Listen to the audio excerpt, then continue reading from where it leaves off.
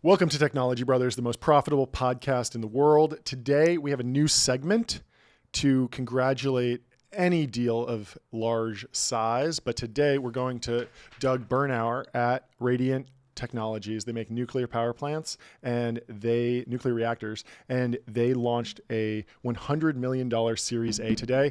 Jordy, can we hit the size gong? For Doug. Congratulations. Congratulations to Doug and the entire Radiant team. I've gotten to know Doug over the past couple months. Awesome guy, former SpaceX, fantastic engineer. And he writes, we at Radiant Nuclear are announcing our $100 million Series C today. Our plan is to test our new reactor design at INL.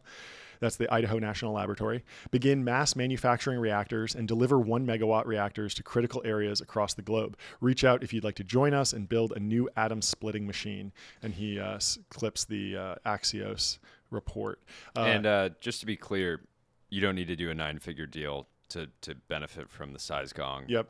It's more about like the weight, spirit of the deal. The spirit of it. Exactly. Right? Anyone who's punching above their weight. Significance of what you're doing. So. Yeah. But this is awesome. Do you know about this company, Radiant? It's really cool. Yeah, they're replacing the diesel generators that are typically 1 megawatt. So it's not like the big nuclear power plants with the smokestacks. Yeah. It's essentially the size of a shipping container. Yeah. And they're going to be able to forward deploy it onto military bases, even oil and gas extraction. Like you need power, and oftentimes you have to truck in diesel. So anywhere where it's hard to get energy, you just drop one of these down, and it's good for like 5 or 10 years or something, and then you reload it. So it's just fantastic.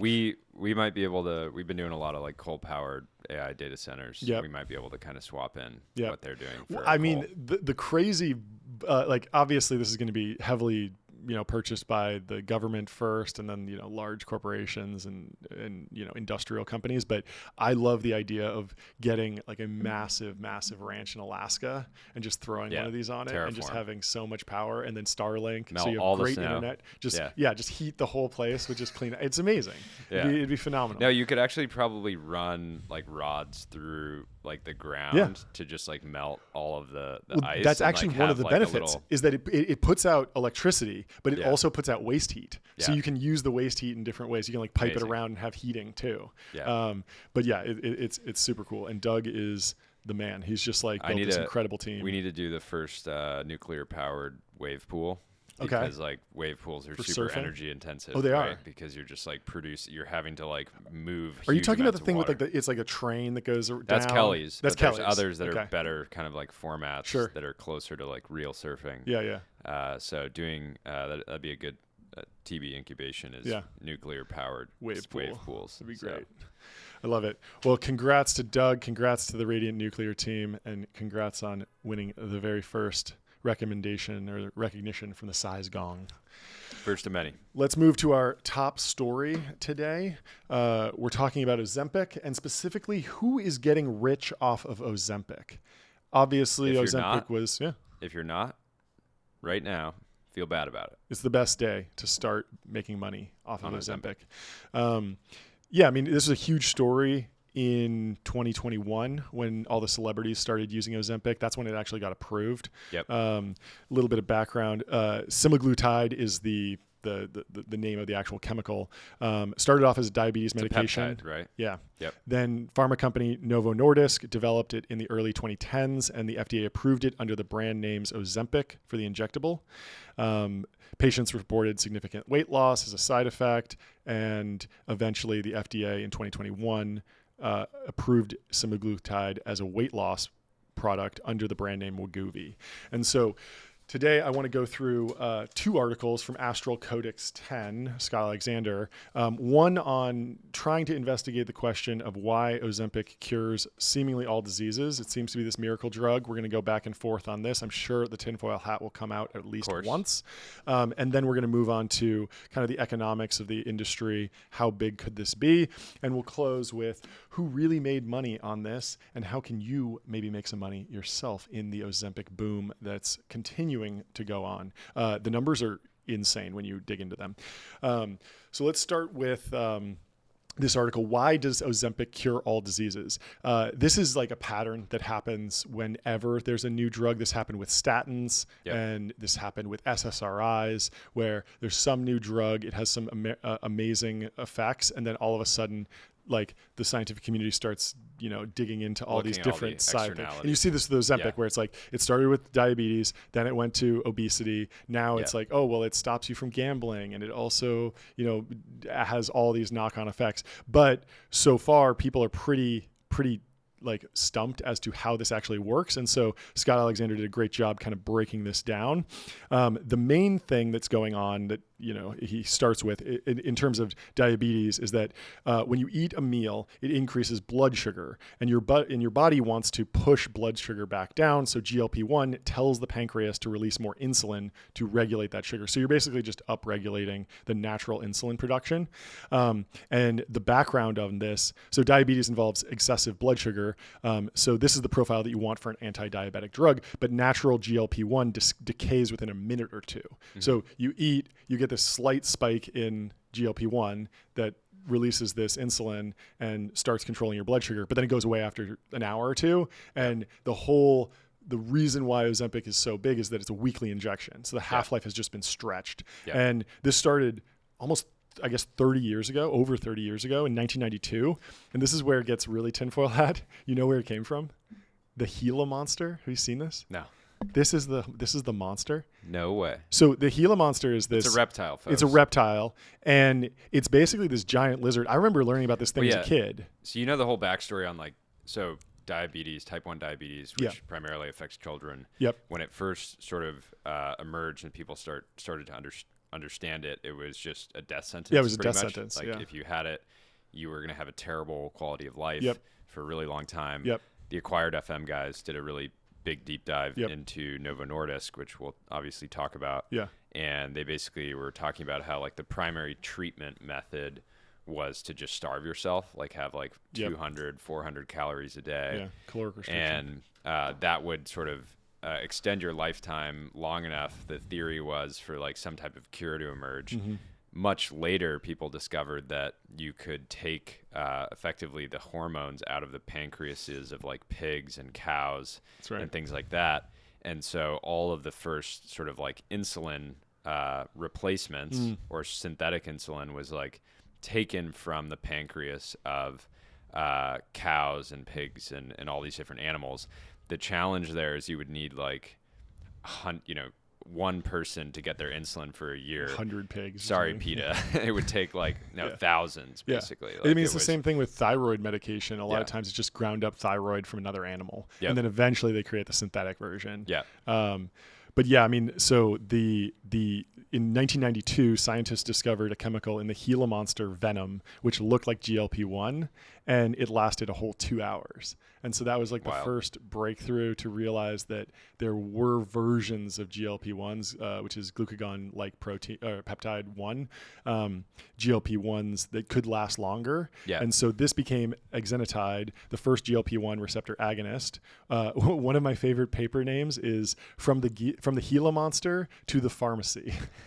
And then by playing around, that was a big innovation in insulin. Is just Novo. I don't know if it was Novo and Nordisk were initially two different companies, and I don't know which one discovered it, but they figured out that you could do. There were sort of like forms of insulin that had a longer half-life in the human body. Yep. And that was a big innovation because somebody could like be on this thing that sort of had this steady state response and then take like more precise dosages, more spaced out. Yeah. I mean, there's a whole trend in drug development about just like create something that's a breakthrough and then figure out how to create an extended release version. Adderall. IR, XR. XR. Yeah, it's kind of the same thing. So basically the last 30 years, the story of GLP-1 is just grinding to create longer and longer half-life versions. So they play around with its structure. Eventually they create liraglutide, which lasts 12 hours, then semaglutide, which is 1 week, and then cafraglutide, which is 1 month, which I don't think is on the market yet. But now they're like the Ozempic, we need the 100-year. We need the 100-year. You take it once and it's just you never eat again. Basically, I wouldn't be surprised. Somebody's working on it. But yeah, it's so the role of GLP-1s as weight loss was kind of accidental. They were targeting diabetes, as we mentioned, which is a symptom of being overweight. Yep. And I think in general, pharma companies don't tend to go after weight loss drugs directly. You know why? Why? Well, one reason is because Medicare doesn't cover weight loss drugs, which is insane. Yeah. Because being overweight and the fact that so much of our population is overweight is like the biggest drag on government, spending and the economy overall, right? You'd think the U.S. government at the federal level would say, let's fast track GLP-1s being covered by Medicare because it's going to save us so much money in all these other ways, even though it is this sort of incremental cost. Yeah. Initially. Well, there's another thing where just to kind of steel man how we got here with the current healthcare structure, it does kind of make sense if you go back 50 years and you look at, or 70 years and you look at pictures of beaches, America wasn't this obese, so it wasn't that much of a problem. And the big oh shit moment that happens in healthcare is you get hit by a bus, you break your leg, you go to the hospital, and there's a team of really, really experienced doctors working on you for a week, and it's those people need to be paid a lot, and then everything that they're doing, all the equipment is expensive. And so I think I have the breakdown here, but a fair amount, here it is. Hospital care is 31% of U.S. national healthcare expenses. Actual drugs, outpatient prescription drugs, is only 8%.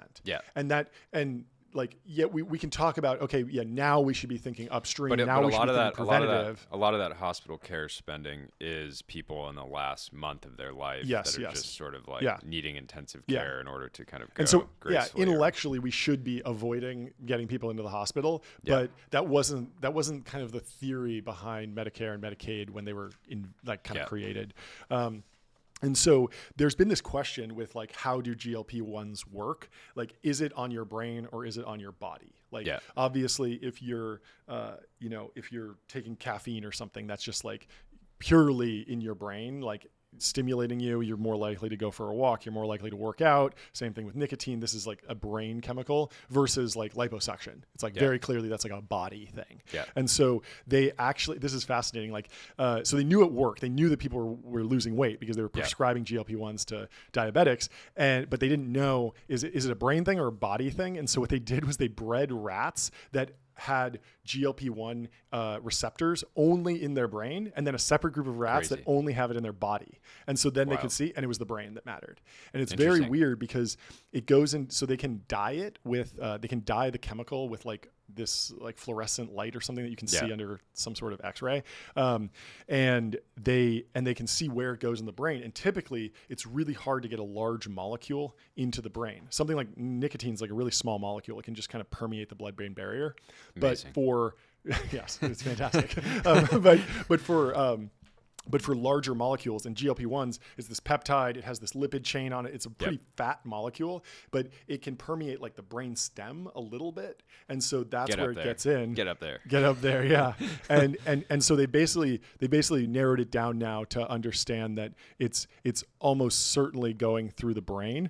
But there are kind of still two different pathways that they go through, the mesolimbic system, and these GLP-1 neurotransmitters.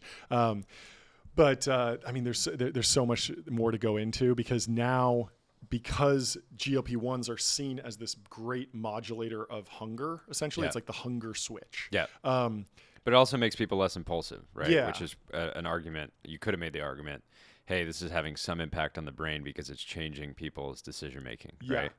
I know a lot of people that were fantastic, sports bettors and had an amazing career in it, and got on GLP, tried to lose a little weight, and they're no longer the size lords. You're not hitting the size gong for them anymore. No, it's a tragedy.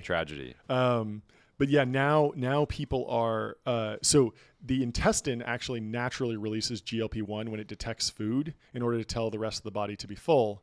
But there's this question of what if some foods make the small intestine release more GLP-1 than others? A diet focused on those foods could be nature's Ozempic, which is now people are trying to take the meme of GLP-1 and kind of go backwards to say, well, what stimulates GLP-1 naturally, so that you don't necessarily need the injection. And so there's all these different articles, 9 foods and supplements that increase GLP-1 naturally. It's the same thing with testosterone. You see, like, oh, this diet is better for, increasing your testosterone naturally. 6 foods that increase GLP-1 levels, foods that naturally mimic GLP-1. Yeah, because I think that market of people that are already, even people that are objectively already pretty healthy, still are seeing how other people are benefiting from it. Maybe they don't want to be giving themselves an injection once a week, but they're like, I may as well kind of get on the trend. Yeah, it's the same thing with testosterone. It's like, you might not want to do TRT, but you also want the highest natural production of testosterone that you want, that you can possibly get.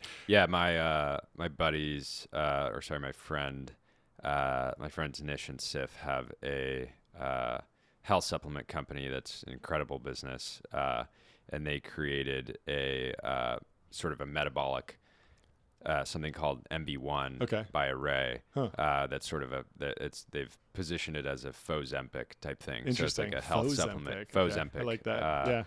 And it's doing really well. And so like the early arguments are being written about GLP-1 based diets, or like the best diets to upregulate GLP-1: paleo diet, Mediterranean diet, Ayurvedic diet, carnivore diet, and plant-based diet. Like people are writing them about everything basically. And it's the same thing for exercise. There's this theory that exercise creates very high demand for glucose, so it kind of makes sense that it's a signal for the body to focus on keeping its glucose system well tuned. And there's this continuous theory of like, okay, well, when you are in shape, when you are eating properly, when you're healthy, you have kind of the proper level of GLP-1 flowing through your system. And so this drug is just a way to kind of like short circuit your system back to the normal level. But whenever we discover a new drug, scientists rush to demonstrate that all those lifestyle changes, the ones you should do anyway, actually work through the same mechanism as the wonder drug. So for example, Americans are like, no thanks. Yeah, no thanks. I'll take the drug. Yeah. So for example, when SSRIs were the hot new thing, psychiatrists announced that all the normal stuff that brightens your mood worked through serotonin. Sunlight, serotonin. Exercise, serotonin. Having a good trauma-free childhood, serotonin. Yeah. Which is interesting though, because people that have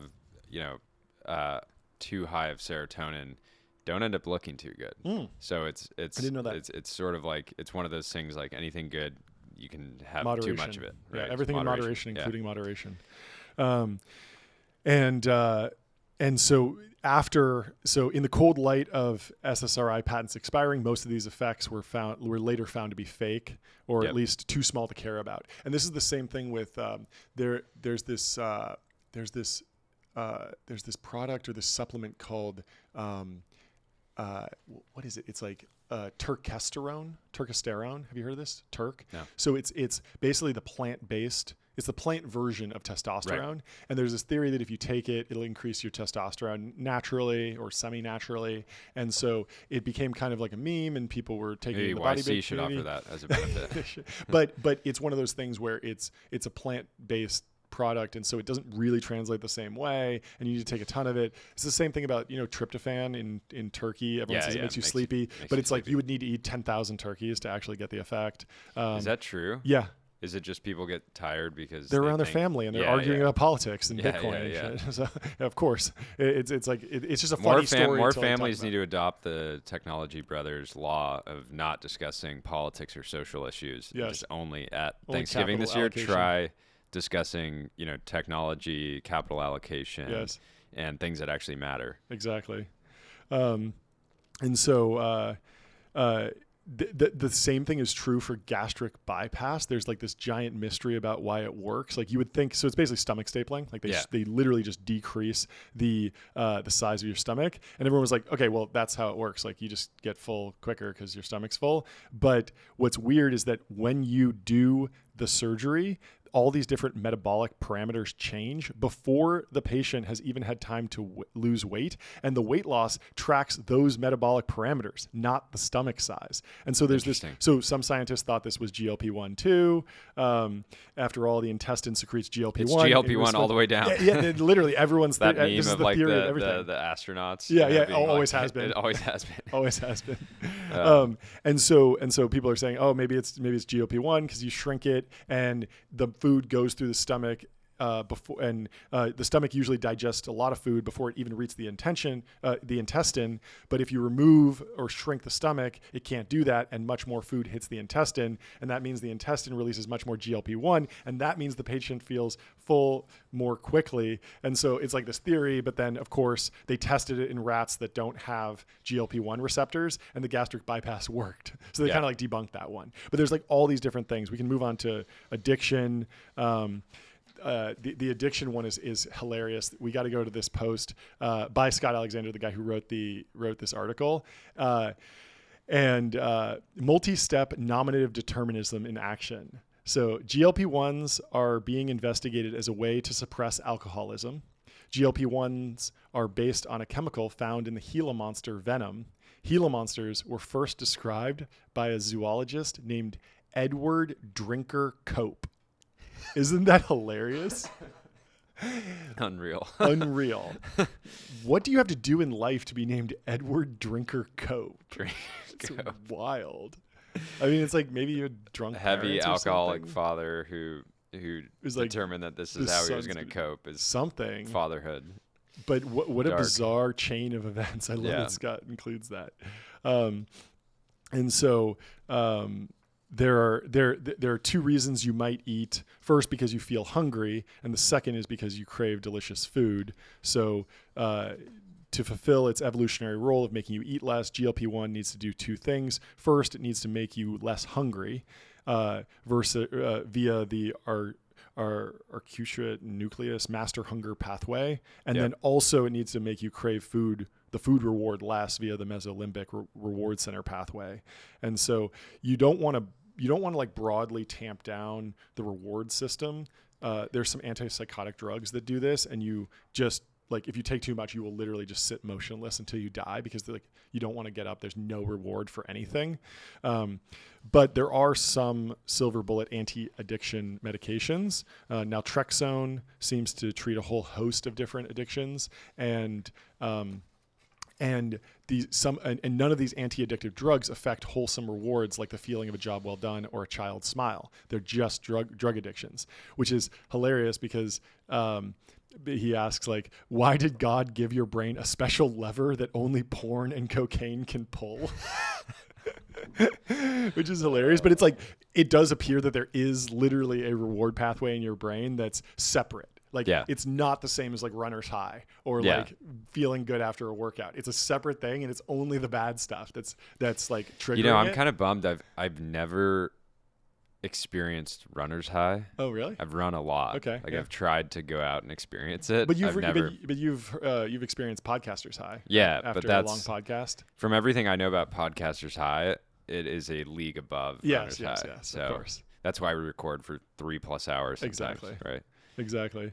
So he says GLP-1 suggest this was originally a food reward system, or at least food was a big enough part of its portfolio that it was a weird but functional hack for a satiety signaling chemical to just turn off a whole subsection of the reward system. You're already full and well nourished. Why would you need the ability to crave things? And then he goes on to talk about Alzheimer's and Parkinson's. He says, okay, now God is just trolling us. GLP-1 receptor agonists, a new treatment for Parkinson's disease, gives us this diagram, and he kind of explains like how it could possibly work on Parkinson's. It's funny because I feel like Silicon Valley has been waiting for the miracle drug, like to come out of Silicon Valley. And I think that if Novo Nordisk was a Silicon Valley darling, we would all just be like Ozempic gets a lot of attention in our industry because of all the potential economic and technological impacts of it. But we would all be like, everybody just be patting each other on the back, being like, we did it. We solved weight loss. We solved diabetes. We solved heart disease. We solved, like, we'd just be going down the list, just spraying champagne, a lot of Dom Perignon. We'd be doing like a bottle an episode, basically. Well, there was a little bit of debate about that during COVID. There was like, like some of the tech people were like, well, like Amazon's like the real like hero in this story because like we were all able to get packages delivered during COVID, and like it really helped with like the lockdowns. And then a lot of people were like, tech can't take a victory lap. It was the vaccine companies that like did all the work. Like, you know, this is but there was a company. Do you remember Genentech? Yeah. This was before our time, but like Genentech, I can't remember if they partnered with Novo or Nordisk, but they had a partnership that, you know, Genentech, I think, was the first big biotech IPO. They invent synthetic insulin? Yeah, they helped invent. So we can, if we actually trace back Novo Nordisk's success, it is without Silicon Valley and our incredible capital markets and the bubble that was happening in biotech at the time. You could argue that GLP-1s would have never, you know. Wasn't that a Kleiner company? Yeah. I think it was a Kleiner company, and there's this famous story about. And that's why they're part of the Holy Trinity. It is. One of the partners who did the deal would basically work inside the company every Friday. Forward deployed GPs. Essentially a forward deployed GP. And he would like do their accounting, do their business, like modeling, like really bring like the business side so that like the scientists and the co-founders could just work on the products. It was I expect forward deployed GPs to come back, right? Yeah. Because oh my God, yes. Like it needs to. I mean, Founders Fund basically already does this. I mean, it exists. Yeah. Trey is that basically. And Delian. Yeah. But yeah, the success of Palantir, the forward deployed model is going to be everywhere, right? Like, I'm looking forward to it. Earn that sweat equity, earn that carry check. Yeah. But so this is an interesting thing. I don't know all that much about Parkinson's and Alzheimer's, but one theory as to why GLP-1s might help with Parkinson's and Alzheimer's is that GLP-1s suggest that they prevent inflammation. Yeah. And have you like studied on inflammation? So I don't know that much about it. I would say the interesting thing here is so Novo Nordisk is a metabolic pharmaceutical company, right? Sure. They're focused on metabolic health. Yep. And the tie-in to our corner of Twitter is that Ray Peat, almost all his work was focused on metabolism, metabolic health, how to get your metabolism firing, right? There's people that are taking their temperature multiple times a day to try to get their body temperature higher, to increase metabolism. And even cancer, as many people think, is like a metabolic disease, right? So I wouldn't be surprised if there's a bunch of other sort of downstream effects on cancer in the U.S. So this was a great overview. I've only heard about inflammation like vaguely, like if you like have swelling like that. That's literally what I think of when I think of inflammation, but there's a good breakdown here. So it says inflammation is a catch-all term for the immune response to microbes. Although it helps fight the microbes, it's slightly toxic to the rest of the body and generally bad unless you're actively fighting an infection. So it's like you get some microbes, you get infected and stuff swells up. Like you see this when you just like get a scratch or a cut, right? But it can also be like you ate some bad food and like you're swelling up, or chronic inflammation from like bad food over years and years and years. And so it says in chronic inflammation, i.e. the thing most of us with modern diets have all the time, general bad health damages the body. The immune system mistakes the damage for a microbial infection and it provokes a constant low-grade inflammatory response. I don't even know how you would measure like, am I suffering from inflammation right now? But it's now something that I feel it right now because my 2-year-old brought home a preschool microbe. Flu? Oh yeah. And you know when you have like a sinus infection, you just feel like puffy pressure basically like in your head, and you don't think as well. So if my takes are worse today, that's what's going on. I'll put it on that. But inflammation you can measure too, right? Okay. Like there's various ways that you can measure it, and I want to know generally what the baseline is for me, and then see if there's anything I can adjust. So that's a good way. If somebody, if you're on X and somebody, sends a comment that's a little bit offensive, you could ask them, hey, have you checked your magnesium levels or your inflammation levels, because something feels off, and don't even address what they said. Just ask. Go for the underlying issue, right? This is probably not the thing that they're angry about. The Chad homonym. Says this is bad. So if you're not fighting an infection, anti-inflammatories are generally pretty useful. There are lots of anti-inflammatory drugs. Aspirin and ibuprofen are examples. Again, Ray Peat, big proponent of aspirin. Oh, really? And take a daily aspirin? Aspirin's one of those things. Yeah, a lot of people have talked about baby aspirin use for longevity. Yeah, that's a big thing, right? And I take asprin. It's sort of shown to it's shown to have bunch of potential benefits around heart disease. Yeah. It's basically free. Like, it's so inexpensive. I think it would be something that would be, all the patents are long expired. Yep. So it's not something that even makes sense for the pharmaceutical industry to push anymore. Yep. From an economic standpoint. But we don't want it to just disappear and not become part of our society.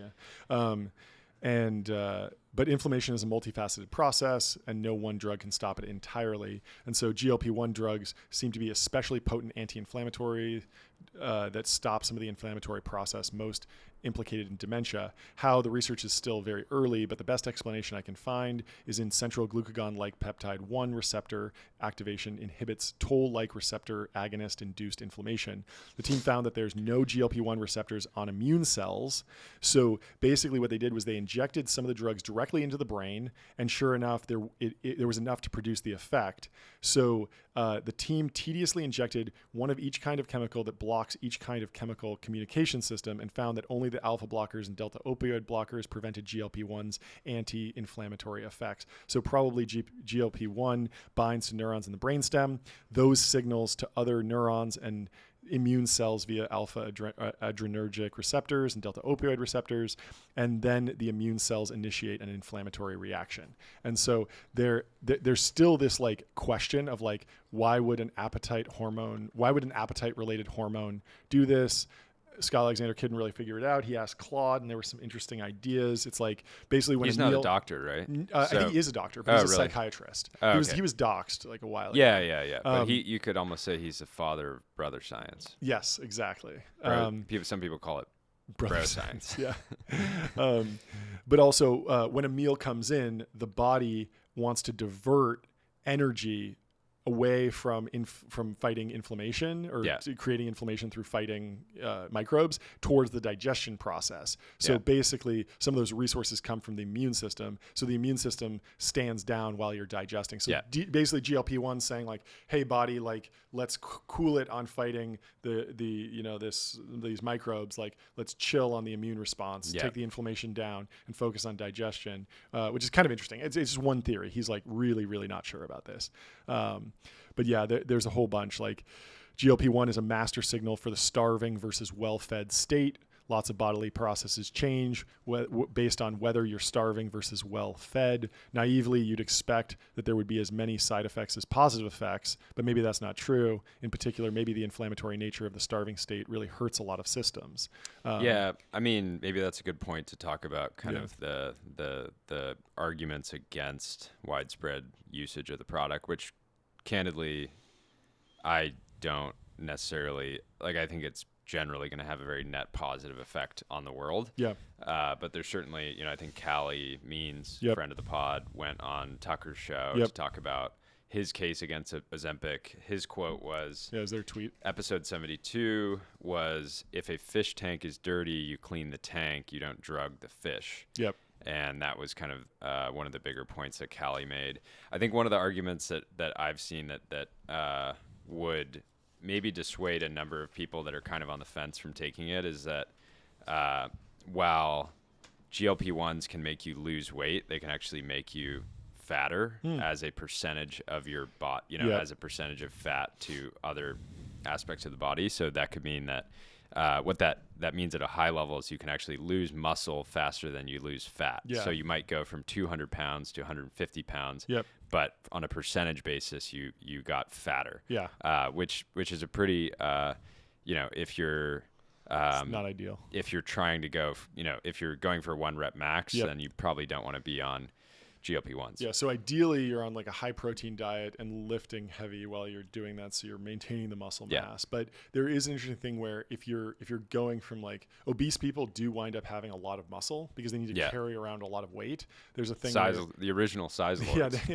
There's a thing where a lot of obese people have huge calves because they need to support all the weight that they're carrying around. That's how I can get bigger calves. Yeah, I mean, struggle with my calves forever. Yeah, exactly. Maybe I just need to put on some weight. Too lean. So you put on some weight and then use Ozempic to take it off. Yeah. And then maintain the calves. Here's the big thing, like my generally positive view on Ozempic comes from the fact that And the same reason I think more guys should do 3 months of exogenous testosterone is because if you can use a drug to temporarily put yourself in a state that makes being healthy easier, then that gives you a chance to actually build healthy habits. So somebody who's 250 pounds, if they can lose 50 pounds with Ozempic and then start actually getting some type of exercise routine in place and eating less, they could just sort of over time get naturally like healthier, right? Because going in, I mean, I thankfully never been in this position, but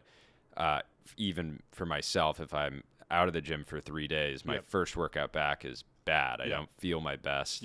And so if you're somebody who doesn't work out at all and goes into the gym, you might get some sort of benefits of sort of serotonin and dopamine post workout. But it's going to not necessarily, it's not like you're looking forward to going to the gym necessarily. It's sort of like not a enjoyable experience. Yeah. There's a whole theory around like, is this the easy way out? And I think that's a lot of like Callie has a more nuanced take on it, which is like, we don't want this miracle drug, even if it is a miracle drug and there are no drawbacks. We don't want that to be, we don't need to worry about the food system. We don't need to clean the fish tank ever because like we solved it with this drug. We still need regenerative farming. Should do both of these. And he is very worried about this becoming like the first line of defense. And there's this big question about doctors, with any of these drugs, typically it's like, they recommend diet and exercise first, and then they might actually like require you to do like a program like Weight Watchers before they prescribe this. And then in a few years, it'll just be like, oh, by the way, in addition to this, do some diet and exercise. Like it's an afterthought. And that's with SSRIs. Like if you go to a doctor and you say like, I'm ADHD or I'm sad, they're like drugs. Yeah. Instead of something else. Spore on X says, my main issue with Ozempic is that it's not Lindy. If you want to lose weight that badly, you should just become a habitual smoker and cocaine addict like the rest of us. It's good. Sort of a low TAM banger. 865 views. That's great. Probably future. I was listening to Chris Williamson, and he had an interesting guest on talking about Ozempic and was saying like, look, yes, it is like the easy way out. Like you should just use your willpower to lose weight, but willpower is this like, finite reserve. And maybe if you can take away from other things, that's why I don't work out before work because to actually push yourself to go hard in the gym uses up willpower, which I think is infinite in the fullness of time. But on a day-to-day basis, I don't want to go in, push myself super hard in the gym, and then I got to go bang out some emails, and suddenly I'm like, I don't want to do this.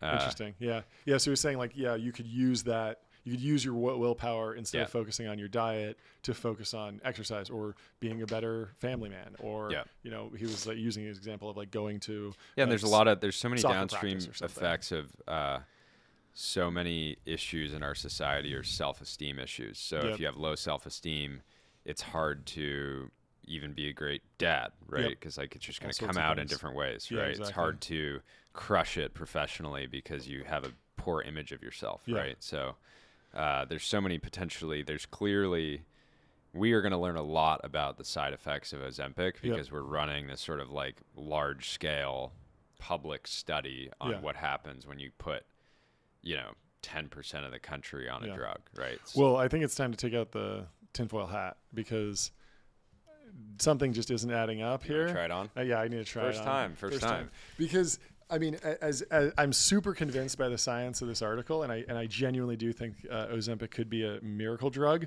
but there's just something weird about the fact that it came from a venomous lizard, the Gila monster. Yeah. Like, I remember learning about the Gila monster as a kid and being terrified of it because a bite from the Gila monster will kill you. It's big. It's not some tiny lizard. It's like moderation, right? I suppose. It's funny though that the lizard is like scaled itself because they're not getting bitten, but they're hitting themselves with the needle, right? And so there's just something about like taking the demon's venom, and this weird trade-off that it's hugely popular in Hollywood. I guess the odd hope is that whatever the side effects are, if there are side effects, are just so minor compared to the devastation. This guy Max says, I suspect, he says, does Ozempic dampen all dopamine rewards, or only operate on the branch that has food and gambling on it somehow. I suspect the evidence is confounded by the fact that curing obesity makes everything better, so costs are masked by the benefits. Exactly, and I think that's true.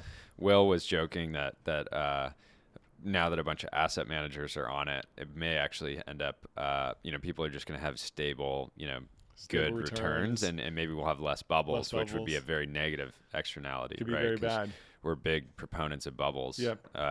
And so that could be an under-discussed downstream negative effect of the Ozempic world. Although we do need to get into the number of people that are on it, because the numbers are crazy. But let's keep going. Last tweet, Callie, friend of the pod and Callie's co-founder TrueMed, Justin Mayers, says, French kids are 60% less overweight than American kids. If we wanted to actually address the mysterious obesity crisis, we should copy the French approach to school lunches and food. Yep. Instead, the APA recommends Ozempic to kids over the age of 12, which is just like so insane, because we got to get that number down to like 3. Age 3, so we can sell more. Yeah. The trick think is about if Novo Nordisk could expand their sort of market size. This would be great for the stock. There is a thing there where some of the headlines that are like Ozempic is now recommended for kids who are 6. Some of that is just that they've done the safety studies and they think that it's now safe for those kids. But it depends on the doctor whether or not it's the first thing. For a lot of overweight kids, they're still recommending diet and exercise first.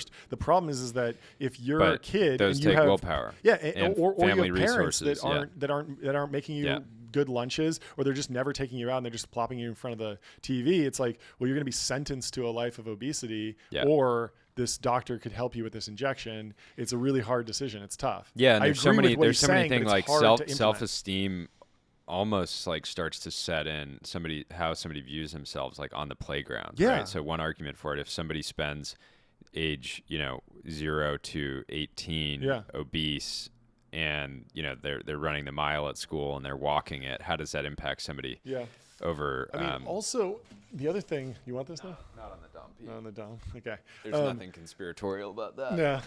The other thing is that maybe we should be discussing banning Ozempic for the under 18, not because of the medical risks, but because of the immense power that comes from having a glow up later in life. Totally. Think about Bezos. Yeah. He's just completely on a next tier. He wasn't even obese. He's cooking on the next Amazon right now. Exactly.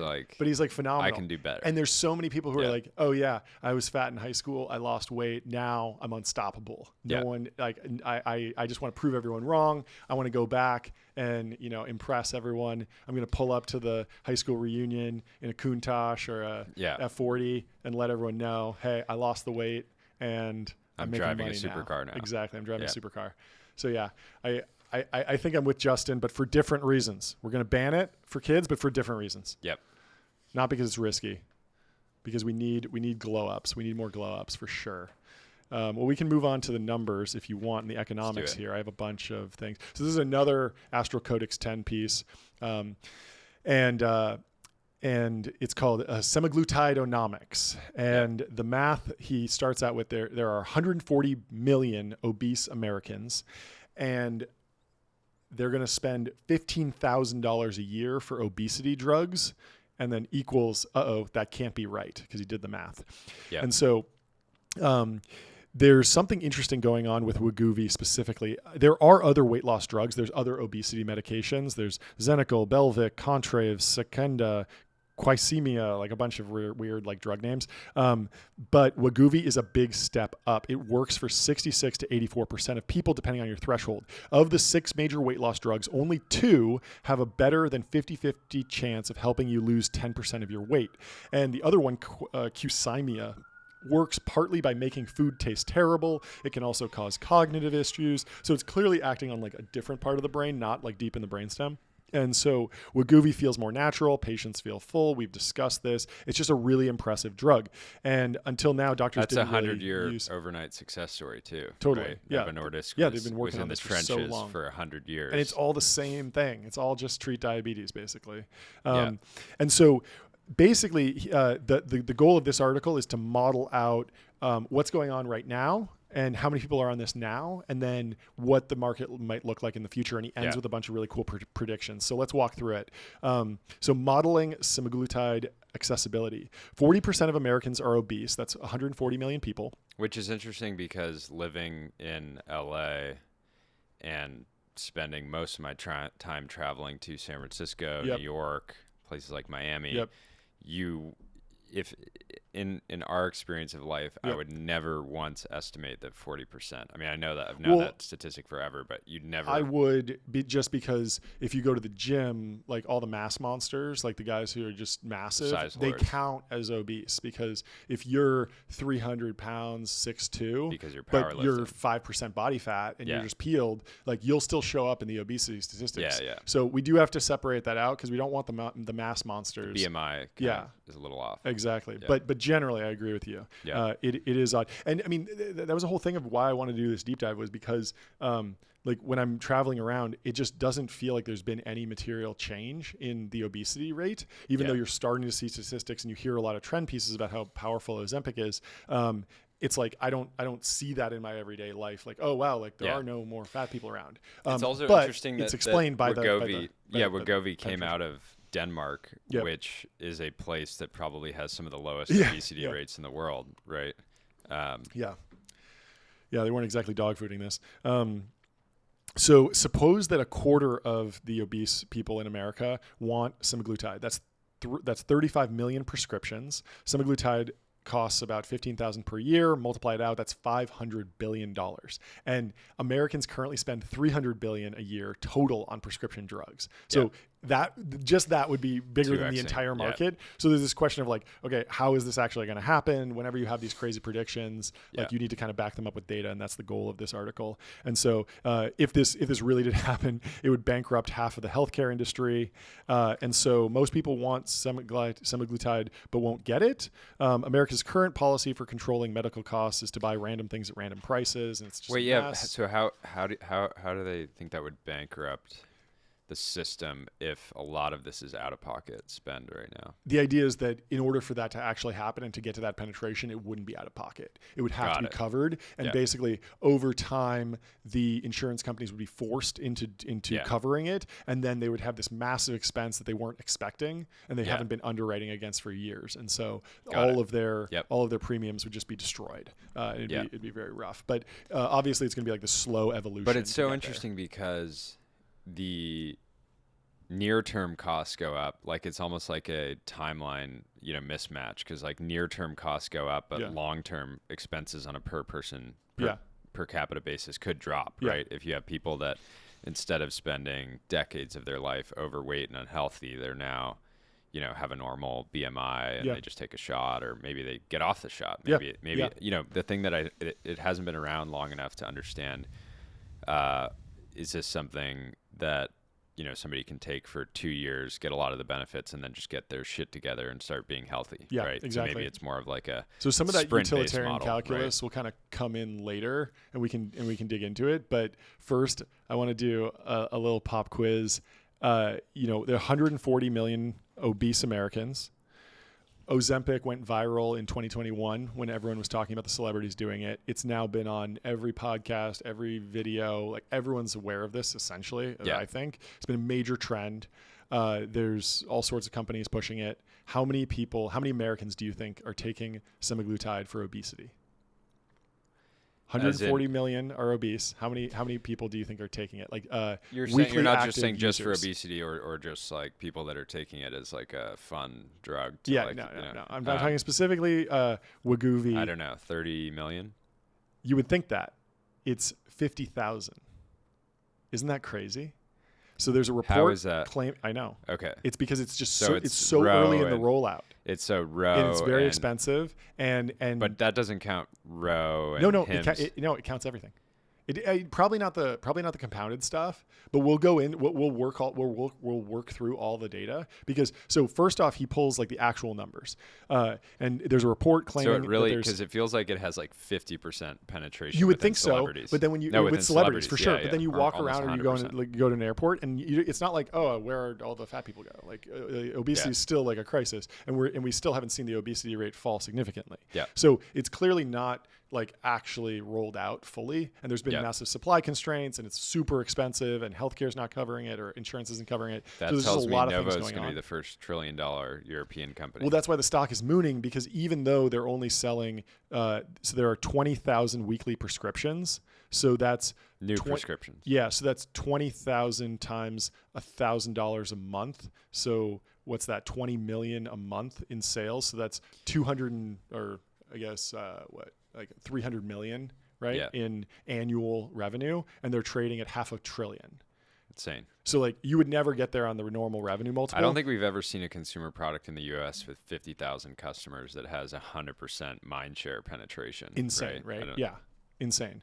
And so maybe this means there's 20,000 users, or maybe each prescription contains enough Wegovy to last a month, and there are 80,000 users. I'm not sure, but it's somewhere in the mid 5 digits, which is why I'm rounding to 50K. So his estimate for the actual real number is 50K, and then he's going to work through the math and all the different levers. So that's only 0.1% of the potential 35 million, which is still only 25% of the 140 million, right? So it is crazy, crazy low penetration for a drug that we assumed everyone would just be taking. Yep. So the way he models the penetration and adoption of semaglutide is interest times awareness times prescription accessibility times affordability. And so we're going to do 4 different sections here, and we'll start with interest.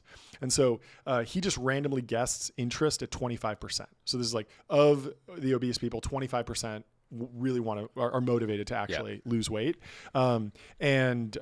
And so how many people are aware? Like, let's go into awareness. The answer is a lot more than when he first started writing this article. Novo Nordisk Wegovy gets surprise endorsement from Elon Musk, says the headline. And here's Google Trends. And you can see Wegovy and semaglutide are like really, really peaking. And so it's now as searched for on Google as Prozac or Viagra, which are like name brand products. And so even if this is a temporary Musk-related spike, even pre-Musk, it was getting a little above half their level. But Google Trends doesn't exactly track awareness. Few people search for Prozac these days because everyone knows what it is. So all this tells us is that there's a lot of buzz. So suppose, for the sake of argument, 5% of obese people have heard of the drug, which feels really, really low to me.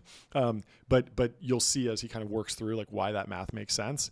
And then there's also prescription accessibility. Only 5%. Taylor Lorenz, esteemed journalist, should do a piece on getting access to the TikTok feeds of thousands of overweight people and seeing if what's in the, are they talking about it? Are they because it was super viral on Twitter, on TikTok for sure.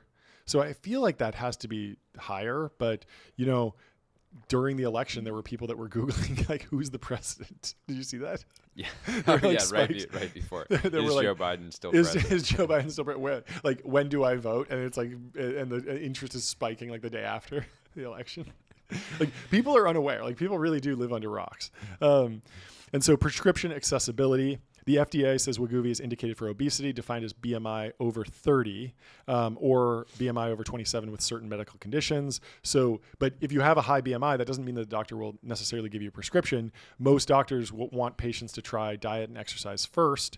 And Can you imagine being 400 pounds going to your doctor and they're like, I want the miracle weight loss drug, and the doctor's like, how about you eat a salad and hit the gym? You're just like, that is brutal. You're gonna go on Hims or Row and get the compounded stuff. For sure. So every doctor will have their own threshold for what amount of already tried diet and exercise is enough to justify a prescription. The history of medicine includes the following story many times. There's some condition that doctors recommend a lifestyle changes for. Then an exciting new medication comes out, and over a generation or so, doctors go from demanding the lifestyle change to gesturing at the lifestyle change before prescribing the medication to finally just mostly prescribing the medication. Yeah. This happened with cholesterol and statins. People would say, you should just change your diet first. Now it's just statins. Same thing with hypertension and ACE inhibitors, and same thing with depression and SSRIs. So you can form your own opinion about whether that's good or bad, but we're probably in the very beginning of this process with obesity. Opinions will be all over the map. And except that this time, Silicon Valley is short-circuiting the process with fly-by-night telemedicine operations that guarantee you'll get the drugs you want. For example, this one company charges $138 a month, $99 for the first month only, for a guaranteed GLP-1 agonist prescription plus support and messaging with expert doctors. The DEA sometimes shuts these groups down when they start playing around with controlled substances like Adderall, but Wegovy isn't controlled, and the government probably doesn't care that much. That being said, only 75% of Americans have primary care physicians at all. And if we assume half of them will eventually be able to get a Wegovy prescription from their doctor, that's 37.5%. Then the next factor is affordability. Semaglutide costs $15,000 per year. And of course, Elon Musk can pay out of pocket, but many people need insurance, and Medicare doesn't cover obesity drugs, which we mentioned before. And so time for a change. Some congressmen have it's such a fuck you from the medical system to the average person that hey, the most unhealthy thing that can happen to you is being overweight, but we're not sorry, we can't help you with that. You're going to be on your own for that one. Yeah, good luck. It's like, okay. But so when you have the heart attack, then but if you go get hit by a car, then we'll give you $1 million of treatments at the last second to try and extend your life by 5 days. Yeah. Like rough. Weird. Instead of just lose the weight and live 10 years longer. I do hope that Doge really goes after the medical system. That'd be great. Because obviously, it's so tied into the government in so many ways. Yeah. We got to talk to some more healthcare founders, because there's so much there. We're obviously hearing it all the time on the DoD side, but the medical system's bigger and crazier, I'm sure. And so he says, some congressmen have proposed a very noble sounding law telling Medicare and Medicaid to start covering weight loss drugs. I'm sure this is out of deep compassion for American obese population and not because it would make pharma companies $1 billion zillion. But I love the sound of that. I want the pharma companies to make more money, develop more drugs, buy the stock, build more stuff. There's nothing more noble than incredible IRR. Yeah. And so private insurers mostly have to cover whatever Medicare does, but they can choose whether or not to include extra non-Medicare covered drugs. Some have chosen to cover semaglutide under some conditions. Others would prefer not to because it's so expensive. But they can be scared into covering it by the magic words medical necessity. Overall, I don't understand the laws, but there's this very interesting thing that's happening, and he calls out the New York Times. The New York Times is publishing articles trying to convince us that private insurances not covering semaglutide is an outrage. And it's a very funny screenshot from this article. And the article is called, The Doctor Prescribed an Obesity Drug. Her Insurer Called It Vanity. And it says, here in the tiny gray text, I want to take a second to complain about this article. It notes that Wegovy, semaglutide for obesity, costs more per prescription than Ozempic, semaglutide for diabetes, and calls this a gross inequity, accusing Novo Nordisk of charging people more for the same drug because of their obesity. But the obesity prescription is a higher dose than the diabetes prescription. Milligram per milligram, Wegovy costs less than Ozempic. A steel-manned version of the NYT might object, don't most of the costs come from the intellectual property and not the manufacturing, so the dose shouldn't matter? Yes, but if you made the obesity version cost too much less per milligram than the diabetes version, then diabetics would cheat the system by buying the obesity version and splitting it into smaller doses. Yeah. And so what they're doing is actually very rational and totally fine, I think, but they're getting called out here. And so he concludes here with, let's say only 5% of people who clear all previous hurdles can afford the drug. And so now he does his final math on how many people get semaglutide. 140 million obese Americans, 25% are interested, 5% know of semaglutide's existence, 37.5% can get prescriptions, and 5% can afford it. And that's 33,000 people, which is a pretty good match for the 50,000 estimated prescriptions. I didn't even fudge the numbers to come out right. It just happened. And so he kind of looks at it like bottom up and top down and comes to the same conclusion that we're in this weird scenario where we maybe have this miracle drug and a lot of people buy it and believe in it, but because of all these different factors, it just isn't actually being rolled out in the millions like you suspected. And my number would have been the same. I would have said, 5 million, 10 million people, obviously. Same as everything else. Because in LA, every time a celebrity walks out of the house, everybody's like, oh, they're on Ozempic. Yeah. And I would imagine that, Yeah, other it's funny. One application of it is women. I've sort of seen this firsthand. Women getting married, historically they'd go on this like crazy diet and exercise routine, like leading up to their wedding. And now it's simply like, focus on wedding planning and just like get the shot once a week. And like, you're going to look like probably, leaner, thinner than you would have if you had just done the thing. Yeah. And I think that like Ozempic face thing was kind of, it was because like a lot of celebrities were taking it when they were already very thin, and they were going down to like 5% body fat or something, like really, really low, which is kind of might just go out interesting. Martin Shkreli. Oh yeah, I always butcher his last Shkreli. Esteemed poster and commentator on all things healthcare. He goes and talks about how there's like other GLP-1 drugs that are available. And again, it's one of those things like if Novo Nordisk didn't have like the same profit incentive that they do, none of these, like their product is materially better. And, but ultimately, if they didn't have that profit incentive, we would have been stuck with like the last generation of, GLP-1 drugs that just weren't nearly as good. Multiple times, basically multiple times. The one exenatide, which was the first one, the patents are expired and nobody's even bothered to make it generic because you have to take it twice a day. It's such a rough experience. And he basically goes on to say that Novo could easily be a $2 trillion company, but Eli Lilly and others are, Pfizer's coming out with their own GLP-1 drug. Everybody wants in on it.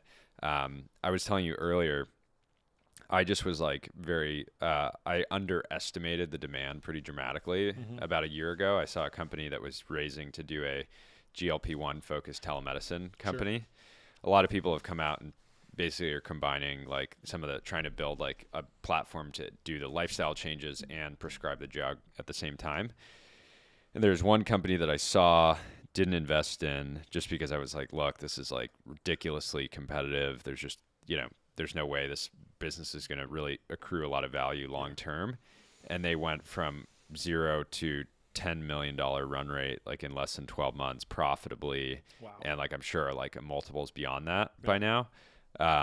And so, and it's interesting. Like I do wonder if companies like that are not really being reflected in the data, because I know that company by itself has like tens of thousands of customers. Yeah. But I mean, if you run the numbers, it's like if you're making 10 grand a customer, you only 100 customers gets you to $1 million revenue, 1,000 customers. Like, okay, add on 1,000 to the 33,000 we estimated, and we're still we're not in the millions. Like, we're just not there, which is fascinating. It's rare that you have a product where the LTV of a customer is tens of thousands of dollars, and in the competitive pressure doesn't seem to be driving down the price. But we can get more into that.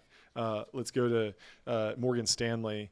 They modeled the economic future of obesity medications over the next decade, and the headline result is that semaglutide and other various semaglutide copycat drugs will be a $30 billion market by 2030. That's less than the $500 billion disaster he was afraid of, but it's still almost 10% of all U.S. drug spending. And they kind of model it out, like show the whole flow, starting with like the number of obese people, the number that are diagnosed, like how many will get it, kind of same methodology.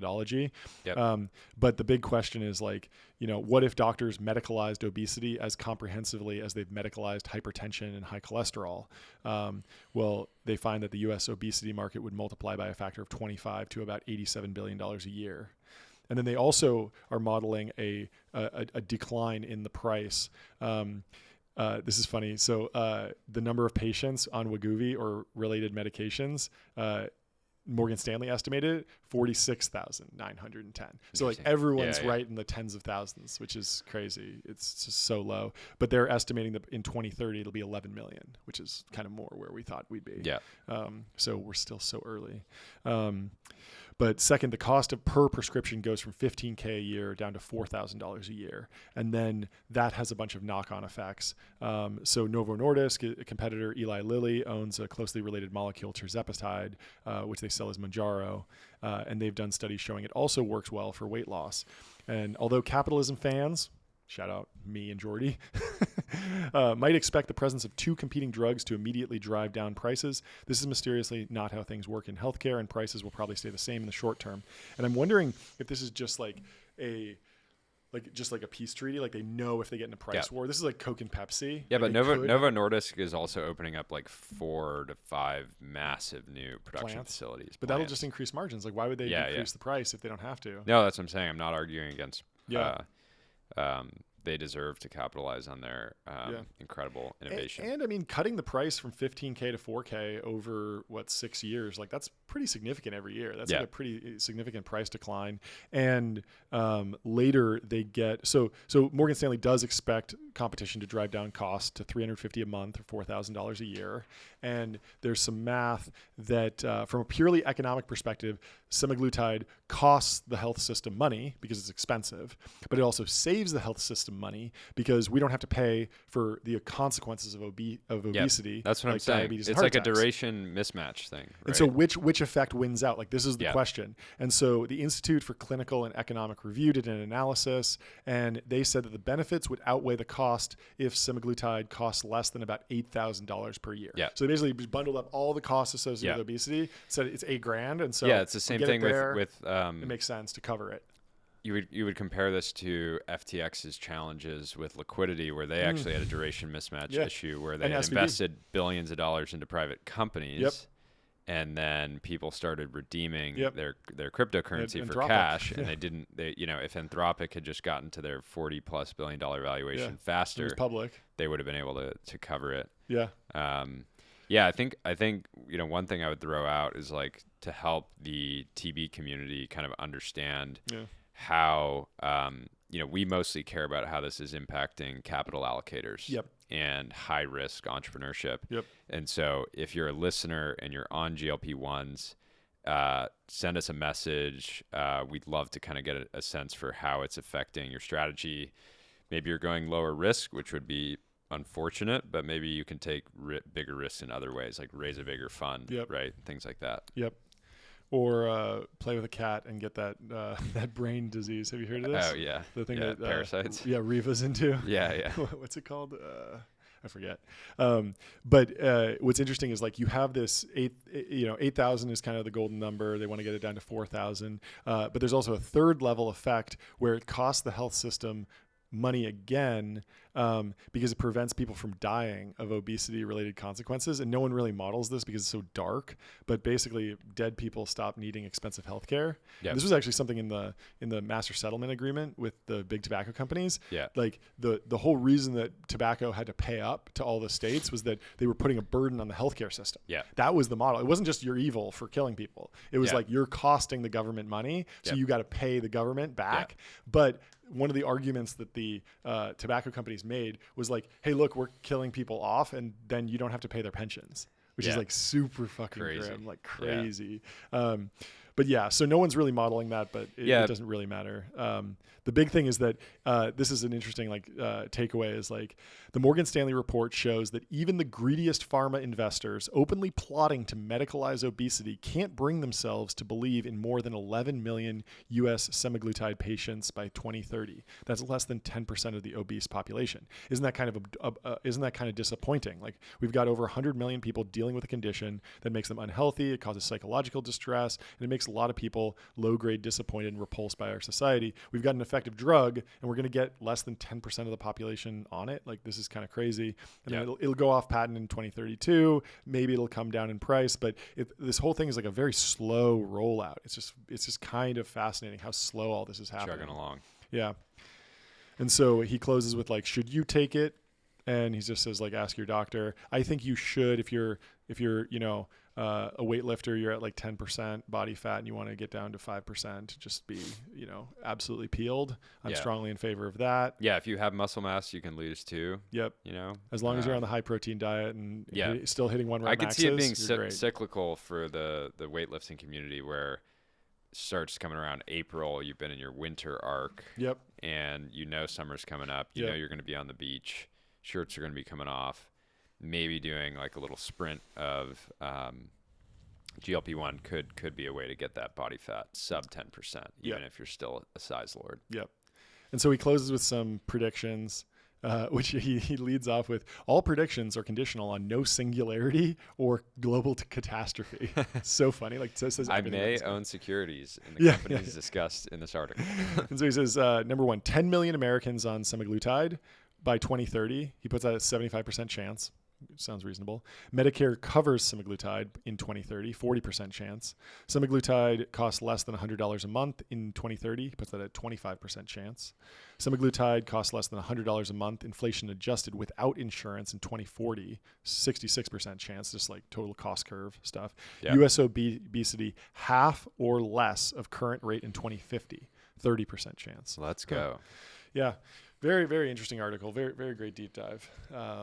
But yeah, we should close out with like who made money, because that is the original question that we had. Who's making money off of Ozempic? And it's interesting because it's not as many people involved in Novo Nordisk as you'd think. Yeah. A lot of their employees aren't heavily incentivized by the stock price. They don't have like an Elon type guy where if the stock price hits a certain amount, he gets a ton of shares. Because they have a really weird corporate structure. Yeah, right? They're owned in part by a nonprofit. The actual scientists that created GLP-1s, liraglutide, Lotte Knudsen, wrote this whole history, and she didn't make a lot of money from it.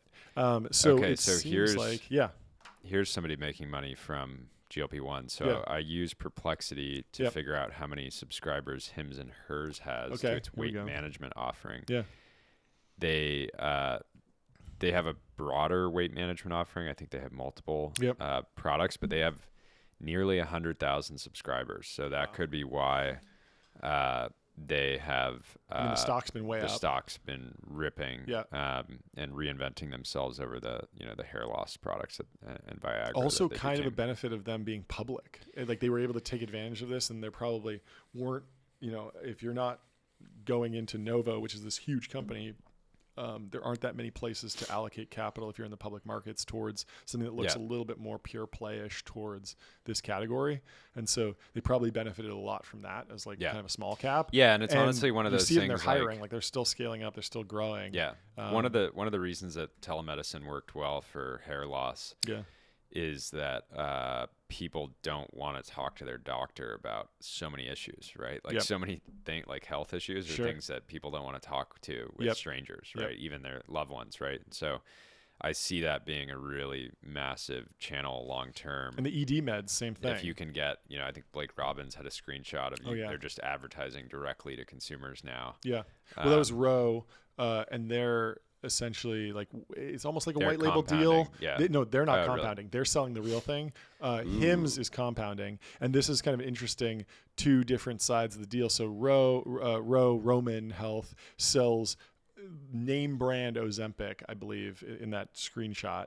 They must have done some, and that's a deal with Novo, essentially. And so their economics probably aren't incredible on that, but it's still a way to sell something that's like completely above board. Yeah, completely above board with the FDA.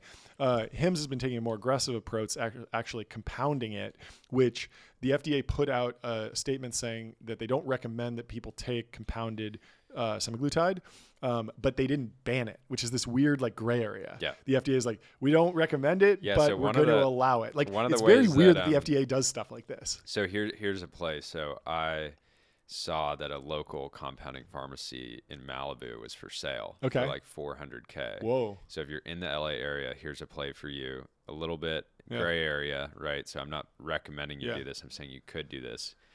Buy the local local compounding pharmacy and start selling it at the Malibu farmers market. It's like a farm, local, locally made GLP-1s, farm to table. That's good. Ozempic. Yeah. Maybe even try to make it organic. Right? I mean, the other issue with the compounding, just from a business perspective, is that I think that you're only allowed to do it from an FDA perspective when it's on shortage. Yeah. And so you can build up this revenue stream and you can get subscribers. It's got to be massively discounted. But then it could get kind of rugged by you if they go back in stock. And so how do you maintain those customers post? Well, maybe you need to do a white label deal. Maybe you need to get a different product in there. It's going to be a little bit tricky, but you might have time to buy the small compounding pharmacy for $500,000, which I think it was listed at, and then turn around, SPAC it, really get those revenues up, and then do what Hims has done, which is, companies need to constantly reinvent themselves, right? Yep. Even in the way Novo did, right? Yeah. It started as an insulin manufacturer. Yeah. Well, that's a great place to end it. Get jacked, work out, diet, exercise, make some money. Take every possible drug. Last idea. I think that there's going to be an incredible play to do group travel. Yep. A group travel agency Sure. for formerly overweight people that can bond over their weight loss and over their love for the drug, and sort of like take those people on a world tour. Mm-hmm. Like, people internationally have gotten known of seeing large groups of overweight people as Yep. Look at those Americans.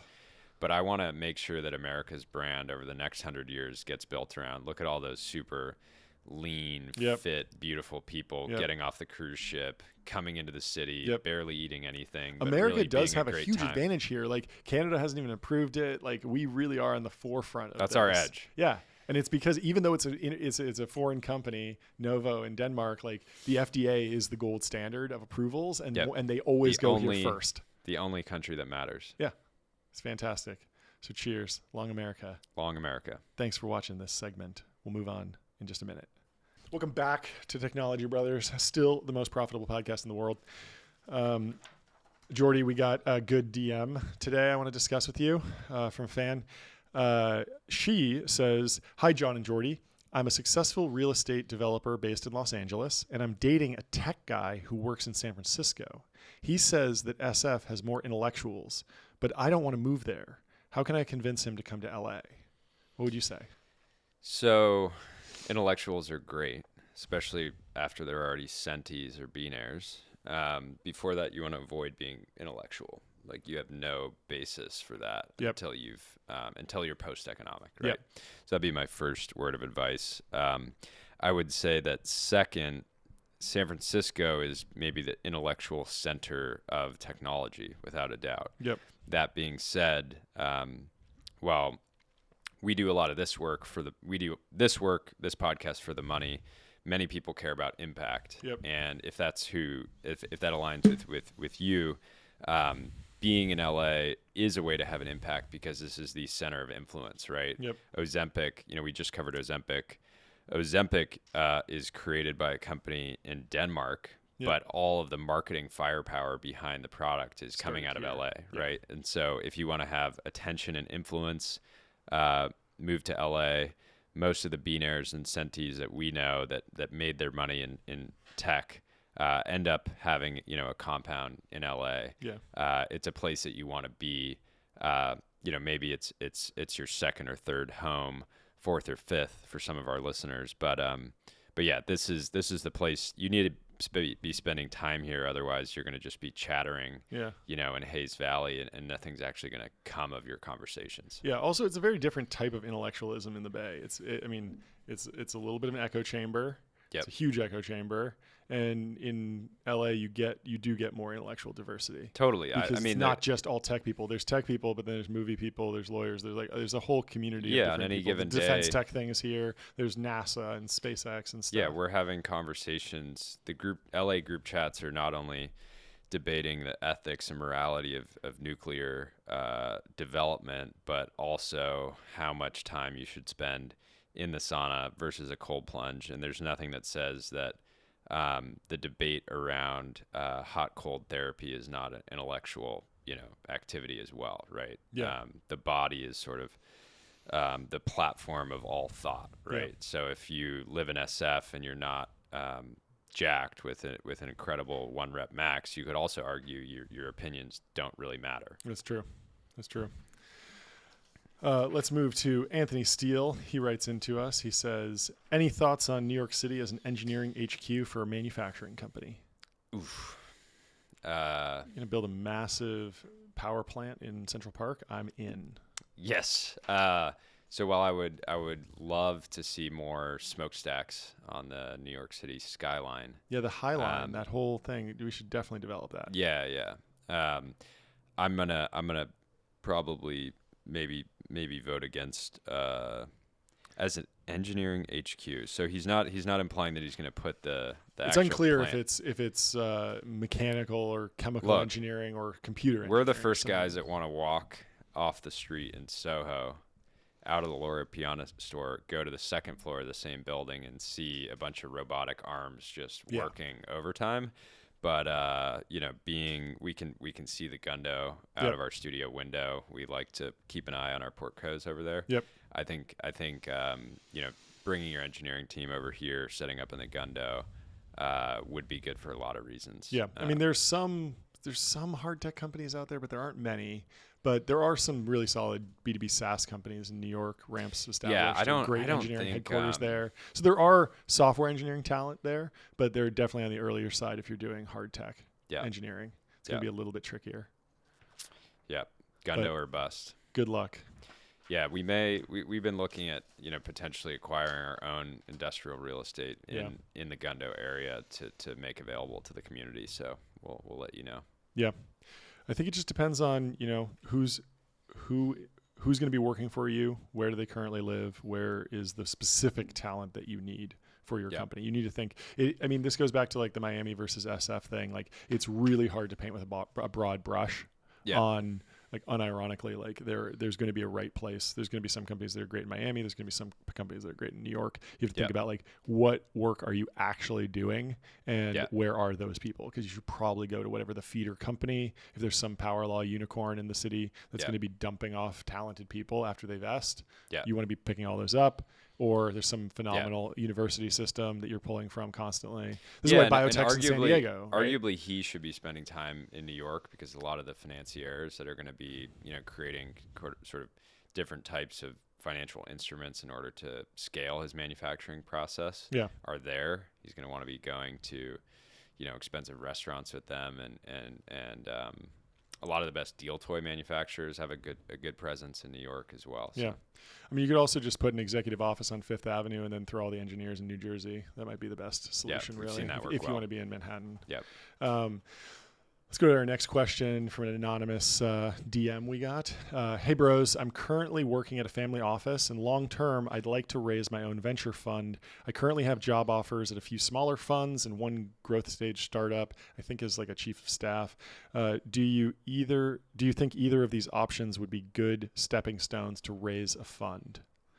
What do you think? Okay, so I do think that there's a few kind of core pathways that I think are actually good pathways to making a career in venture. Yeah. One is the institutional VC who just works at, one or two or three high quality funds. This is hopefully the Blake Robbins approach. Yeah, hopefully you land in the Holy Trinity. Even if you don't, you could still end up doing well. Yep.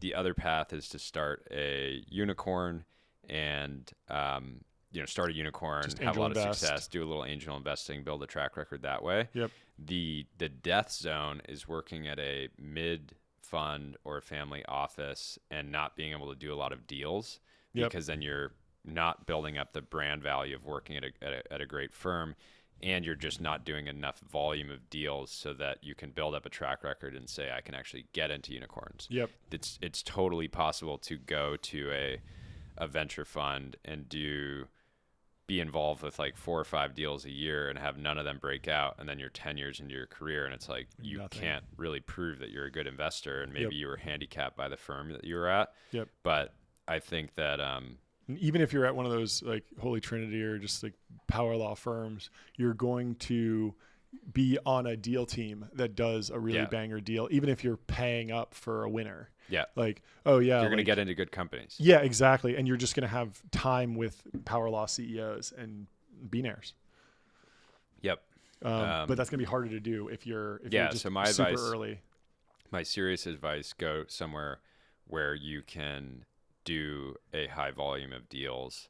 It's even, less about like it's certainly just not going to matter about title, because like going and being an associate at a big fund, that also you don't get a lot of credit there because look, you may have been involved with the deal and met the founder a couple times during the process, but you didn't necessarily like have even any decision-making power. Sure. So I think volume is going to be more important here. Yeah. That's Trey's recommendation for all new investors is just don't swing at every pitch, but just take a huge amount of calls and just get to know every company so that you start seeing the pattern of what looks like good, what is good, and go from there. Great. Let's move to the timeline.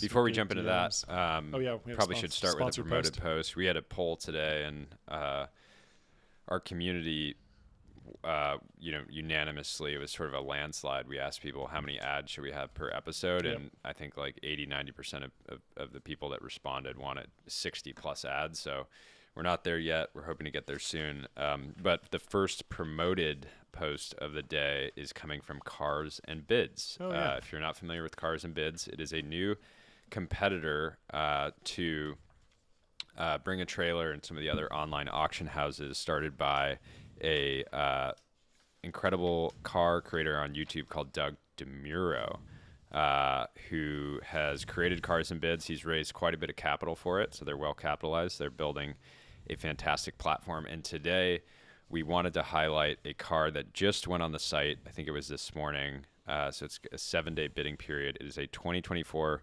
Porsche 911 GT3 RS with the Weissach package. Let's go. It's basically brand new. It has 120 miles. Wow. It's in a paint-to-sample Smyrna green.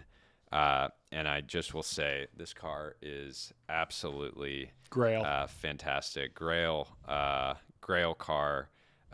And if you've ever driven one of these things, we'll be driving one at some point next year on the Nürburgring. But looking forward to that. And this car should go to somebody in the community. It would be a shame if it didn't. So go get on Cars and Bids. And support Doug DeMuro. He's a great content creator. I listen to his podcast, This Car Pod, every Friday. It's fantastic, and have really enjoyed. He taught me basically everything I know about cars. There you go. I needed a new car a couple years ago. Decided to learn everything about every car ever made, and Doug was the perfect person to teach me about everything from a Honda Odyssey to a Carrera GT. And now I know it all. He's fantastic. Just very, very deep dives. He does a little bit of a driving segment, but mostly it's about the quirks and features. It's fantastic. Thank you. Let's go to Dwarkesh Patel. He screenshots a post from Gwern. So I did an interview with Dwarkesh Patel. It seemed to go well. I'm thankful for all the donations from everyone on Patreon and Stripe, particularly from Suhail and friends and Ahmad Mustak, thoroughly exceeding my bar. My excuses are gone. I'll see y'all in SF in December. So this is huge news. San Francisco has picked up Gwern. He's been traded. Big one move. of absolute animal. So puts up some insane numbers every season. I think over 15,000 words written, over 50 blog posts. One of the greatest online writers, essentially goated. And so I think this is going to change San Francisco. This is really going to level up this the city, their talent, their roster. And it's just huge move. Huge move. Mayors around the country have been oddly silent on the move, but it was a competitive process. Yes. And only one winner in the end. Yeah, you can see a lot of other teams wanting to court Gwern. This is pretty. You can compare it to LeBron going to Miami. Huge. And back in the day. So it's that same sort of equivalent. Yeah. So congrats to San Francisco for picking up Gwern. You had been a proponent. You had hoped he'd end up going the hedge fund route. In New York. But can't win every battle, and San Francisco will be better for it. Hopefully we'll see him soon out in San Francisco. But it's not all rosy, because there's some fear, uncertainty, and doubt about what Gwern's life will entail in San Francisco. Andre Karpathy writes, this is something that will be, potentially be in store for Gwern. He says, Lowell, want to get dinner with some cool people tonight in Pacific Heights? Want to judge this hackathon? Want to swap notes about AI? Can we fund your startup? Want to chat about roles at Anthropic? In town this week. Want to do a pod? Want to catch up over lunch? Partiful invite to the day of an EA party at a Berkeley group house. Are you coming to Burning Man this year? Is it okay to introduce you to this cool person? Meeting with A16Z, no obligations, just saying hi. Weekend trip to Unconference in Santa Cruz. Wedding in Napa. Tahoe weekend with some cool people.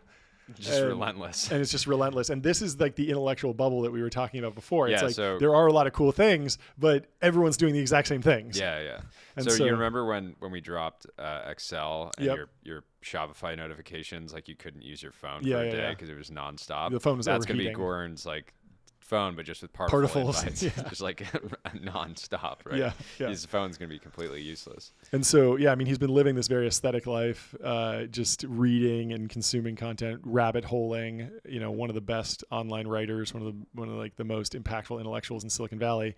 And there's a fear that he might lose his edge. Yeah, with you might this get team. caught up in the. Yeah, I mean, it's kind of like, the dream team from the Olympics when, everyone thought, okay, they put all the best players together, but there just wasn't that compatibility. Sometimes you need to standout players shine, and being in a second tier, third tier city could actually be better for Goran's intellectual diversity. And so I'm rooting for you, Goran. I'm pulling for San Francisco to pull it out. Hopefully they get you in the mix. Good coach, good execution. We get a good result here, but watch out for those particle invites. They're dangerous. And this is a warning to every person moving to San Francisco. Yep. Don't get sucked in. Yeah. Lock in. Don't become Don't get sucked in. Don't become an NPC. Yep. Be your own person. Let's go to Packy McCormick. We've been on the show before. One of the greatest online writers in the entire world. He says, "There's no way, right?" And he posts 2 pictures that describe how Palmer Luckey, the founder of Mod Retro and Anduril, was mining Bitcoin at age 16 before it was even listed on any exchanges, or I don't even think you could really buy it. You could buy it peer-to-peer. 4 years before Coinbase was started. Yeah, and so he was mining it and getting a ton of it, presumably. Yeah, and allegedly. Yeah, I don't know exactly how much he held on to, but. Fantastic result. What a trade. And it's just incredible that he's been early to Bitcoin, early to VR, early to defense. Some everything people he touches. Are built to be billionaires. Yes. He's born for it. Yeah. Born, not made. Yep. So thanks to Packy for highlighting this underrated post. Only 35 likes on here, but great. Probably has something to do with the way the pictures were formatted. Yeah. Maybe you need to do a little crop job, get in Photoshop, Packy, step it up. Make it a little bit nicer for us. So when we print it out, it looks good. You're on notice. Please and thank you. Let's go to VB Knives. Empty America says, "It's all over. When 28-year-old married men have a toy room full of Legos, we are cooked on a level you don't even grasp." And it's a screenshot from Relationship Advice. It says, "I screamed at my husband over his hobbies, and now he's changed, and I don't know how to fix this." It says, "Wife yells at husband for Lego obsession. Now he's pulling away, a ghost of his former self." What do you think? Brutal. I mean, there's nothing wrong with having a room for all your stuff. The problem is that it seems Legos, obvious. Though. No, it seems obvious that he has a pretty small net worth. Just because if you are a billionaire or a centi and you're obsessed with Legos, they're eccentric. Yep. And if you're if you're broke or lower income, you're just weird, right? Yep, so exactly. The critique here. The broader issue is the net worth, not the hobby, right? Yep. A lot of centis and billionaires get into funny, things over time. One of our buddies is very into racing painted, small painted, like sailboats. Almost like RC sailboats, right? So his would be weird. His significant other if he is wasn't not rich. Yeah. His significant other, I can tell you, is not complaining. She's like, "Oh, it's cute. He's got his little hobby." Exactly. So this looks like more of a financial criticism, which is unfortunate, but that's pretty easy to correct, right? Just listen to the podcast and take some tips and tricks here. Lever up. Yeah. Or turn that hobby into a business, right? Yeah. Like make an Airbnb that's just a Lego house. Create the next Cars and Bids for trading Legos. Yeah. Right. I mean, I found a Lego Ferrari that I had when I was like 8 years old, and it was in perfect condition, and I sold it for a very nice multiple back in I think I was in high school. There we go. But turn it into a profit center, not a cost center, and you'll be good to go. It's fantastic. Let's go to Will Manitis. He says, FDR built and sailed toy boats. Winston Churchill built massive toy soldier armies and reenacted battles. Yep. And here we go. He's talking about his boats. I think he's responding to the last. Oh, sure. Yeah. You can be, as long as you are a great man of history. You can have whatever hobby you want. Yep. I love it. Toy soldiers. That's funny. And now it's been all cannibalized by Warhammer 30K, which is a little more sci-fi, a little more out there, a little less practical than the and Will could be the next FDR, right? Like his history hasn't fully been written. He could. I would follow him into battle. Dan Nolan says logging into work, and it's the KMS building. Hey, you know what Alan Watts said? What? He said, "Never kill yourself. There's money to be made." There's money to be made. Never kill yourself. Never kill yourself. Yes. That is just blanket advice from this podcast. Yes. Well, fantastic post, Dan. Thanks for sharing it. Very good. Good for a laugh, but very good. Yeah. I wonder what KMS actually stands for. Yeah. Oh well, stupid post. Stupid post. Hey. Yeah. Oh, we have another promoted post. Another promoted post. This one from Brian Halligan, he's a CEO of HubSpot. Okay. Correct. Yeah. We should check that. Yeah. But anyways, he is now on Delphi. Oh, cool. Delphi is a company. Why don't you talk a little bit about Delphi? Yeah, Delphi, Founders Fund portfolio company. They do AI clones. So anyone who's written online for a long time or has a podcast or video series, they can compress all of that down into a fine-tuned LLM that you can interact with over text. They also offer video calling, kind of like intro.com, but obviously zero marginal cost. Instead of paying Nikita $1,000, you can get the AI version for 10 or something, whatever he wants to charge. You're not getting Nikita for $1,000, to be clear. Oh yeah. But anyways, it's amazing. It's amazing that Brian's on Delphi. He's created one of the greatest American SaaS companies that helps millions of small businesses all over the world.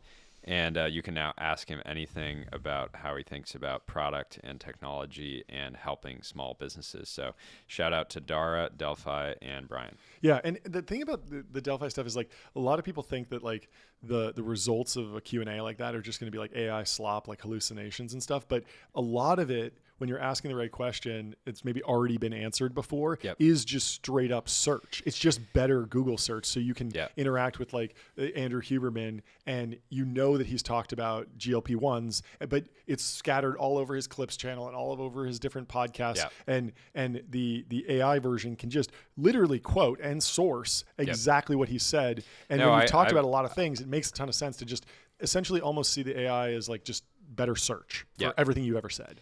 Yeah, because there's now so much information online, and it's impossible. Like, what really matters now is getting perspective on certain information. So what does Brian think about what should churn look? I bet if you ask the Delphi app, is what kind of churn is respectable for a sub 10 million MRR? What's good headline copy for an email campaign? Like just any of these things. I'm sure he's written blog posts and talked about it on podcasts. So all of that just gets compressed down and you can just very quickly find that as opposed to trying to search Google and landing in some weird place.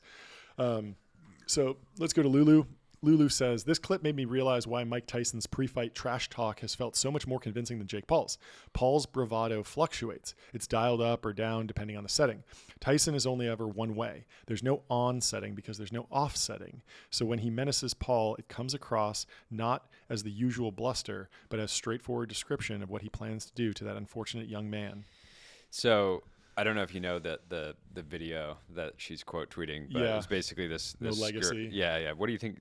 Mike Tyson. What do you think about legacy? It's like a sub 10-year-old girl asking the question. He just goes into this like rant around how legacy is like nothing, and we're all dead, and dirt, and like there's and to be honest, like when I saw Tyson talking about that, I think other people commented on this as well. I was like, oh, he's set up. He knows he's like, burning his reputation with this. I don't need to put this on, but like a lot of people think that he took, basically took a contract that meant he was going to, kind of pull his punches. But that was almost like a setup interview for being like, legacy doesn't matter. This fight doesn't matter. I'm one of the greatest of all times. This doesn't change anything.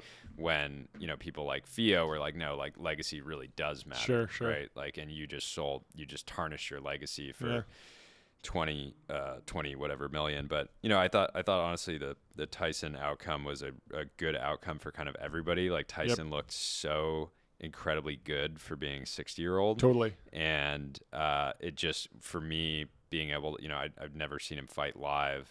And so to be able to see somebody like that where truly has some incredible gift. And then for Jake Paul too, I was texting with Joey about this. If he had gone and knocked out Mike Tyson, somebody who people love, it would have actually it would have been bad for his brand. So like kind of having like effectively a draw was like kind of the best outcome for everybody. Because like Tyson looked good, Paul didn't get knocked out or lose, it was sort of like. To me, it felt like watching Arnold Schwarzenegger in like The Expendables or like do some cameo in like Terminator 6 or whatever. It's like, sure, it's maybe a step down from what your original expectation is for this person, but I'm very I'm completely able to separate it, especially with Tyson, because there's been like a 30-year gap in his career. Yeah. It feels like he's, having fun. I mean, he's been doing a podcast for a while. He's just he's just doing random stuff. He's not taking it as seriously as he did before pre-retirement. And I think it's kind of a weird expectation to think that it's like, oh no, he's unretiring and like being a serious boxing competitor. Like, is this even like ranked? Is this anywhere near is there a belt? Like, I don't even think this, I think this is just an exhibition match, right? It's purely an entertainment and so, this is reality TV now instead of like true Olympic sports, but that's fine. Like, I expect heroes to do that stuff. Capital allocator. He's known for boxing, but he's made some significant investments. He's also a founder. Yeah. He's also a founder, and Jake Paul runs a venture fund. So in another world, this could have just been almost like capital allocator on capital allocator. Exactly. Right? Exactly. We need more of these. Yep. Let's go to the horse dentist. The horse dentist says, "Me at the job I begged God for," and it's the guy from Always Sunny just suffering. I guess. This really resonated. Not looking well. Yeah. This is the wrong attitude, though. To be honest, I looked. The horse dentist had a great post here, but just because you're getting a job at the place that you've wanted to work for forever doesn't mean it's going to be easy or fun. The point of a job is not to have fun. It's to get money and make history, right? Like be on the team that, imagine, do you think that the new hires at Delphi are enjoying their job? Sure, it's fun to work on something important, but Dara's, cracking the whip. Like it is those are 14, 15, 16-hour days they're logging over at Delphi. So anyways, job's not meant to be fun. It's about bringing home the bacon. Let's go to Michael, who already follows us. Thank you for the follow. And he writes, "Welcome Suno Music and Jack D. Brody. Suno hires former Snap exec, big trade deal." We could do a whole deep dive on this because it is a massive vote of confidence. Yeah, so Michael's over at Lightspeed Ventures. They have a portfolio company, Suno. They make AI music generation. We got to try that. We got to get some. We got to get some beats for some of our intros and some of our segments, like this segment for big talent moves, draft days, NBA shakedowns. And they've hired Jack Brody, former head of product at Snap. Probably storied career there. He was their chief product officer. Brody told the Information in an interview Tuesday that he's moving over to Suno. This is a guy that could do anything. He could raise a $500 million venture fund. He could go start a company and probably raise $50 million pre-seed. And so going to Suno, big vote of confidence for Suno, and that's one of Michael's bets. Michael is one of the godfathers of podcasting. That's true. Without him, there would be maybe 90% less podcasts in the world. Would be a much worse place. Worked over at Spotify and obviously knows audio very well. Oh, so he sold his company to Spotify. That's right. Which became their sort of studio. Their studio, exactly. So huge trade deal. Jack didn't even make it to free agency. Went straight to Suno. Yeah, and those are the kind of deals like somebody like Jack doesn't hit the market, right? Like he's not going and applying on Indeed, right? So. Backdoor deal. Probably big multi-year contract. Probably 4-year vest, 1-year flip, something like that. Eight-figure contract, so, NBA level. Congrats to everyone involved. Let's go to Fox News. They say Josh Brolin uses nicotine pouches 24 hours a day.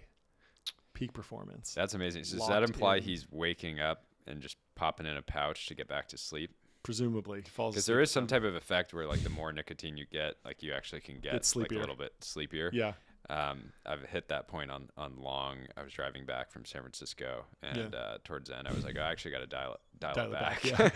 What's funny is like, how did this become a news story? Like, does he have like an agent or like a PR person that's like pitching this? Like, hey, Fox. But I mean, like maybe he should become the face of Lucy, right? Yeah, we got to talk to him like that. He could be the new Marlboro man. Yeah, if you know Josh Brolin, put me in touch. There's a guy I've talked about on the show before, a capital allocator that is very behind the scenes. He asked to be called the Jewish Cowboy. Sure. And I talked about him. We were at a VC dinner. And between every course, he was putting a new Lucy pouch in. Because he didn't like reusing them, but he wanted to sort of maintain the sort of low-level buzz throughout the dinner. It's fantastic. Fantastic person to sit next to at a VC dinner. So. Future Josh Brolin. Yeah. Both very cowboy-esque. Yeah. So a lot of cowboys out there. Let's go to Will Quist. He says there are a lot of folks who want to talk about how to help founders go from 0 to 1. We want to help you figure out if you should even bother. Yeah. So Will and investor? Yoni and the Slow team. Yeah. So okay, he's on the Slow team. Cool. They have like I don't know how public they've been about it, but they basically like if you want to start a company or you have some ideas, go talk to these guys early. They'll literally, I at one point before I decided to create the most profitable podcast in the world together, I'd spent a lot of time talking with Yoni about different opportunities and. They invest like oftentimes the companies they end up backing, they were talking with the founder, weekly for months, just trying to make sure that the thing that, their big thing is like, it's totally possible to pick an idea, execute on that idea perfectly, and then not build a big business, right? A plus team, B minus if I had been talking to Will or Yoni and gave them the sort of party round playbook of like, we're going to go, use this viral marketing strategy to build, this like fundraising product, they would have been like, cool. Like you could go viral 3 times a month and get all this attention and all these customers and not create a lot of enterprise value. And so they're trying to make sure that the thing like, and their strategy of investing money to like prove out theses along the way, and also not trying to prove out like, don't come into a business and be like, we're raising $1 million. We need to figure out these 5 things and make sure that these 3 things go right in a row. They're much more like, make sure that you're raising money and trying to get one thing right and then get the next thing right and like kind of do it in stages. So it's great. Go talk to them if you're, a founder looking to do your next thing. Promoted post from Patrick O'Shaughnessy. He says, we made something new, introducing Colossus Review. Colossus Review is a print and digital publication that creates definitive accounts of investors, founders, companies, and the people and ideas that inspire them. The cover story in issue 1 is Graham Duncan, but we also include a separate 4.5-hour discussion with Graham that is among the best I've ever done. Big endorsement there. It's He's fantastic. Had some good conversations. I ordered instantly, and I love these new trends of these magazines. I bought Arena magazine by Max Meyer, and it was just fantastic to have around as like almost a coffee table book, but it's just a magazine. It's going to come regularly. It's the kind of thing we've talked about this. Yeah. You save it, you put it in your luggage, you put it in your Remova, and you wait for the next trip to Amman so that you can enjoy it in the right setting. Right? Yeah. So Colossus Review is certainly, and it's just a little bit more durable. Like I know that I'm going to have that Arena mag or this Colossus mag for years, and it's going to turn up randomly on a bookshelf, and I'm going to I'll leaf through that. Yeah, and that's just much less ephemeral than a post or podcast. It has just more durability. Yeah, and I expect things like Colossus Review to over time replace the gaping hole that Forbes left. Right. I don't know anybody that subscribes to that magazine or publication, and so it's got too much sort of like baggage with the brand and everything. And so I expect that Colossus will be something that will have a very tall stack of over time. So I have a friend who collects National Geographics, I think, and and it was passed down from his passed down through the family, and has every single edition. I think it's National Geographic, maybe Time Magazine or something. And so when you go over to his house, he'll say like, "Oh, what's your birth month and year?" And you can pull out like what was in the news then. It's incredible. A super interesting experience. It's really fun, and I could imagine doing the same thing with Colossus, like with children and the children's children, like, oh, the year you were born. Here was the greatest capital allocator at the time. Yeah. Right. And that'll be a treat. Let's go to Luke Metro. He's been on the show before. Luke says, Technology Brothers are obligated to root for Jake Paul tonight since he's technically a venture capitalist because he runs the anti-fund with Jeff Wu. I don't even think it's yet.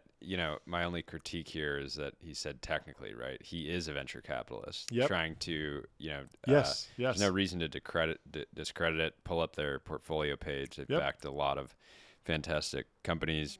Jake Paul is, one of the greatest gambling entrepreneurs of our time as well. Yes. He's got a company called Better. Yes. So doing this whole, Luke's trying to gatekeep venture cap. Oh, technically he's a VC, I guess, because he has a fund. It's like, no, Luke, he has a fund. He's an allocator. He is a VC. Cool it with the gatekeeping, man. Yeah. You're not going to be on the show for very long if you keep it up, man. And I imagine that, when Luke eventually leaves Anduril to start, his next thing. He's going to wind up raising a $400 million fund, and we're going to be like, oh, he's technically a venture capitalist now. No, and he'll raise a pre-seed from Anti-Fund. Oh, there you go. And he'll have his own side fund too, and we'll we'll put respect on both those things. I appreciate that. Yeah. Redemption arc coming through. Bryce Roberts says, investors would rather see you die trying to grow 3x per year than live compounding at 30% per year. And Eric Jorgensen says, institutional venture investors.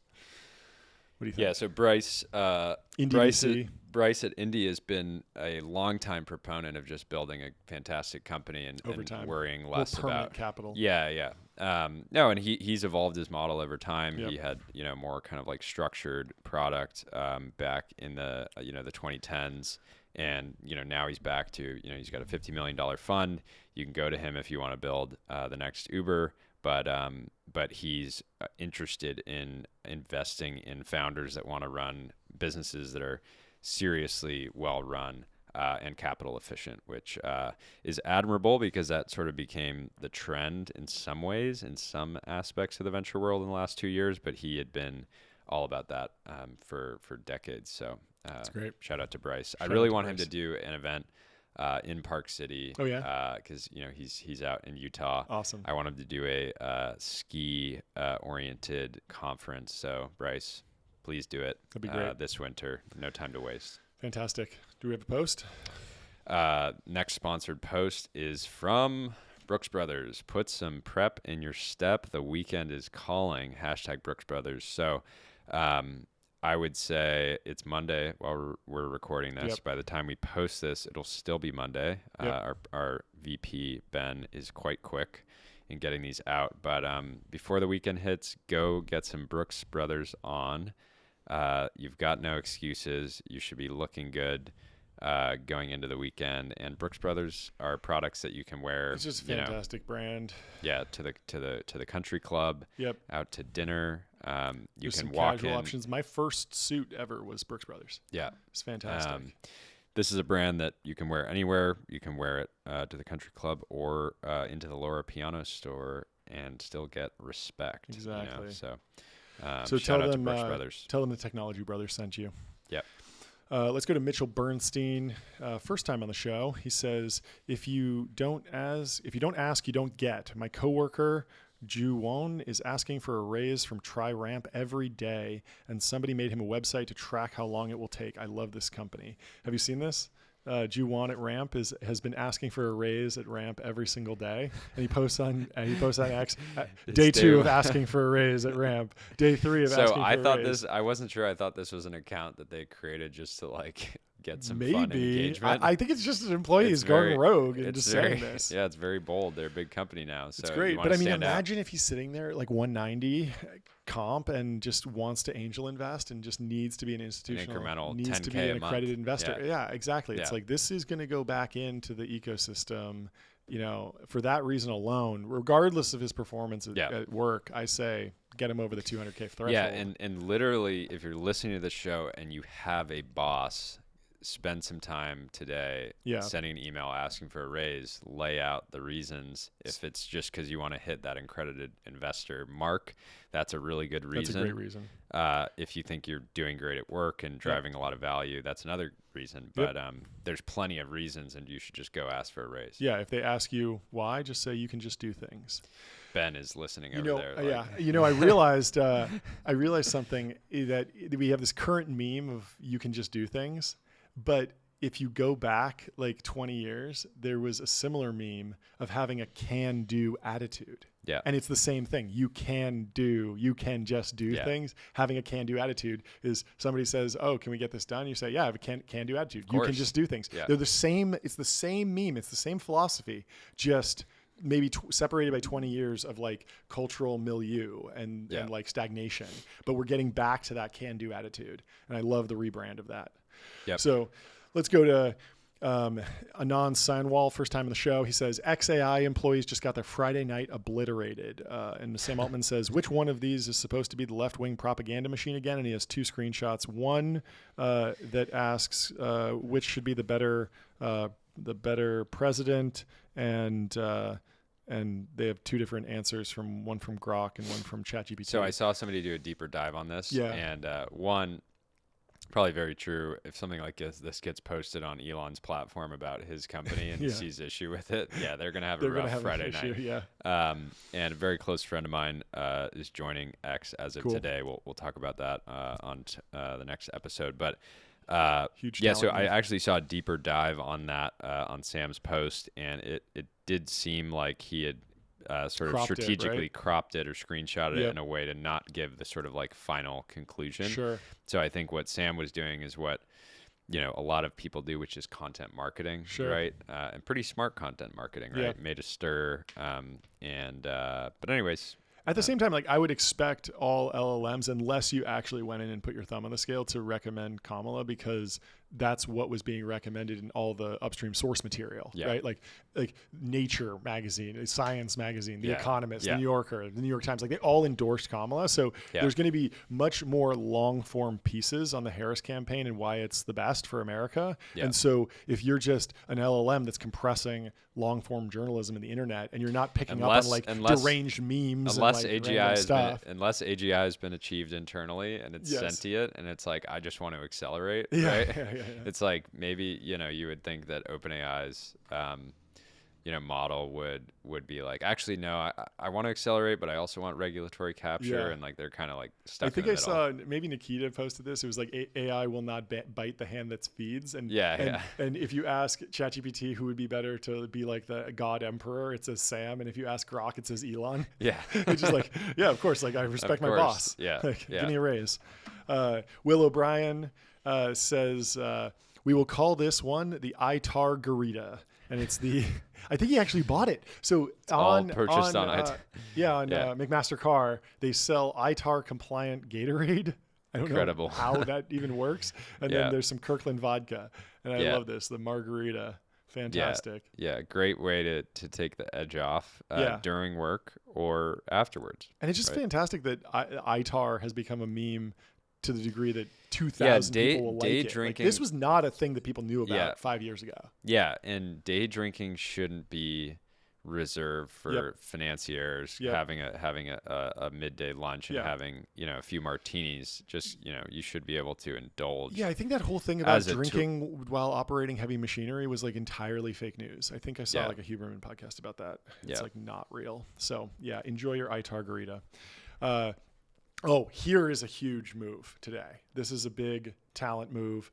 Aryan Naik says, some personal news. Today I turned 21 and I'm very excited to share that I've left school and I'm joining Pace Capital full time. I wrote a little bit more about what that means here. Congrats on the move. Pace pulled him out of free agency. He's never worked anywhere. Straight into the big leagues, straight into capital allocating. Congrats. This is amazing. What do you think? I know nothing about Pace Capital. No, of course Pike, I know about Pace Capital. Jordan Cooper, phenomenal team. Yeah, one of the best things I'd recommend people do is anytime Chris Pike does a podcast, if you could be the first person to listen to it, maybe summarize it with AI, and then start massively ripping threads based on those ideas. You might be able to get credit for them. Because the guy's a big thinker. And anyways, wasn't he the one that had the end of software thing? That was crazy because it was a Google Doc. He posted the link, which links are banned on X, and it still went viral because it was such a good post. Honestly, posting a link is a real way to test your bangers, because like if you can post a link, if you can break through the wall, you know it's good. The ceiling. But I am so excited for his rookie year. I'm definitely going to be following. This is somebody that we'll be covering for quite potential a while. Rookie of the year candidate. I mean, I don't want to call it too early, but this is a big move. Potentially future brother of the week. Potentially. So keep it up. Keep posting. Do some deals. Allocate some capital. Drive some shareholder returns. There we go. Let's go to Nick Huber, Sweaty Startup.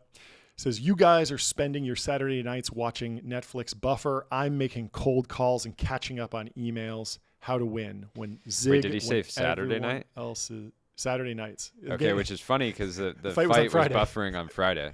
But anyways, Nick has built an incredible career on pissing off people he doesn't want to work with. Exactly. Right. So he's understood you don't need everybody to like you. You just need the right people to like you. Yep.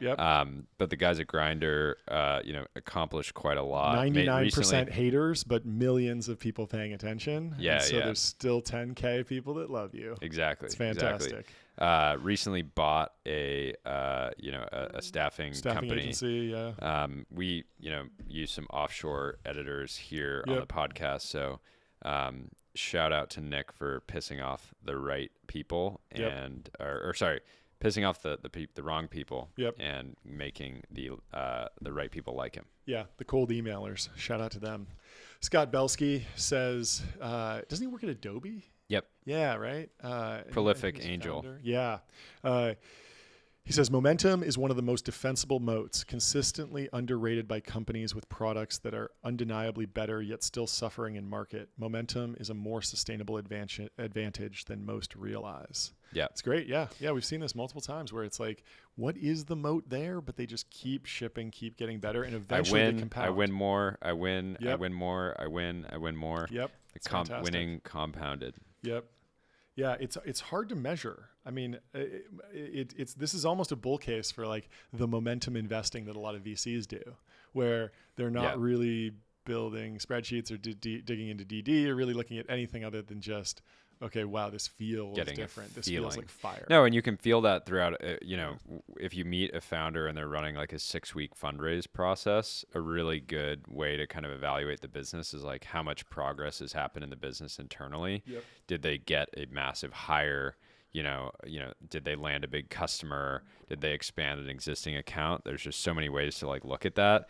And the companies that are sort of like faking their momentum, oftentimes that kind of evaporates once a term sheet's been signed, and it's like, oh, there actually wasn't that much momentum. It was really maybe not real. So anyways, build real momentum. That's great. Let's go to Ian Roundtree. He says he posts a screenshot about using saunas for networking. It says, want to network in Silicon Valley? Bring a bathing suit. Instead of bars and restaurants, saunas are the new place for investors and founders to socialize and raise money. And he says, absolutely not. If you want this from your VCs, look elsewhere for capital. Sauna disrespecter. Ian, I don't actually know Ian, but like this guy, I think like deep tech Cantos. But yeah, Cantos. No, I've invested in companies that he invested in quite a bit earlier. So I felt like I was investing when they weren't hot, but they were really not hot. I think Shinkai is an example. But yeah, I also saw Mark replied to something like this and was just like, no. But yeah, this is a good example of like where Silicon Valley could go down like kind of a dark path where VCs are like, yeah, just meet me in the sweaty spa. Like if you say like, meet me at the sweaty spa, there's like a big aversion to that, but for some reason people think that sauning is different. I do agree that bars and restaurants are going out of style. Even the coffee meetings are going out of style. I know a lot of VCs that are taking pitches with startup founders at McDonald's now. Yeah. So they'll say, let's meet at McDonald's instead of the coffee shop in Soma. Just kind of let you know. Or instead of coffee, like a 3-hour lunch with 5 martinis. That works too. That's a really good way to get to know somebody. That's a great one. Exactly. Yeah.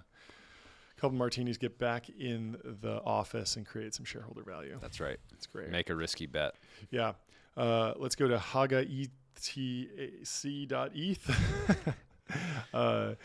So I tried to build a tech company from Norway, and here's what happened. 2 years of building without almost any money funding, better part of a year without a salary, raise VC and become one of Norway's first unicorns, face unrealized gains, wealth tax bill of many X my annual net salary. Of course, the company is loss-making and all the investors have preference shares, so I can't take out any money. Call out publicly that this does not make sense. Independent of level taxation needs to happen when you actually make money. I moved to Switzerland because no politician cares or listens. I still don't get any tangible and sensible answers to my criticism of unrealized gains tax, but I do get to put up the wall of shame at the Socialist Party's offices. Yeah, so they basically, the Norway Socialist Party has literally a wall in their office where they put like great entrepreneurs, people that left because they couldn't bear the burden of this unrealized capital gain. So anyway, shout out to Norway for getting your best and brightest to leave and just go build their companies elsewhere. What a mess.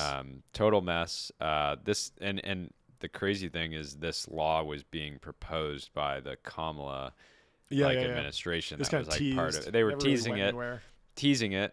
Who knows if it would have gone through, but just the fact that any politician was in favor of that shows a complete lack of financial literacy. Yep. And that was the one I explained that to my parents just at one point, and they were like, wow, that actually doesn't really make any sense. Yeah. So what's interesting is, like, when the unrealized capital gains tax was proposed, a lot of people came out and said, this tax will have, a negative effect on innovation and the economy.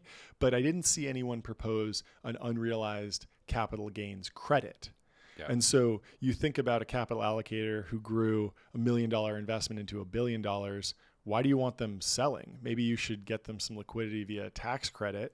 Great. A payout from the government so that they can reinvest in the next generation of great companies. Yeah. Double down without needing to put downward pressure on the stock market. Totally. I think that should be like the next platform. Yeah. Kind of take it in the other direction. Max long. Yeah, exactly.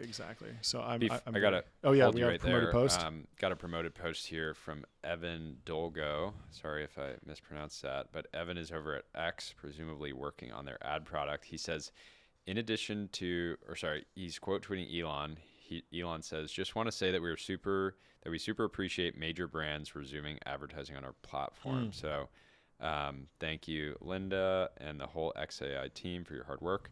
So sort of common at this point, but earlier this year and I guess over the last couple years, major advertisers were sort of uncomfortable with what the kind of content that was on the platform and the changes Elon was making, and there was pressure from other groups.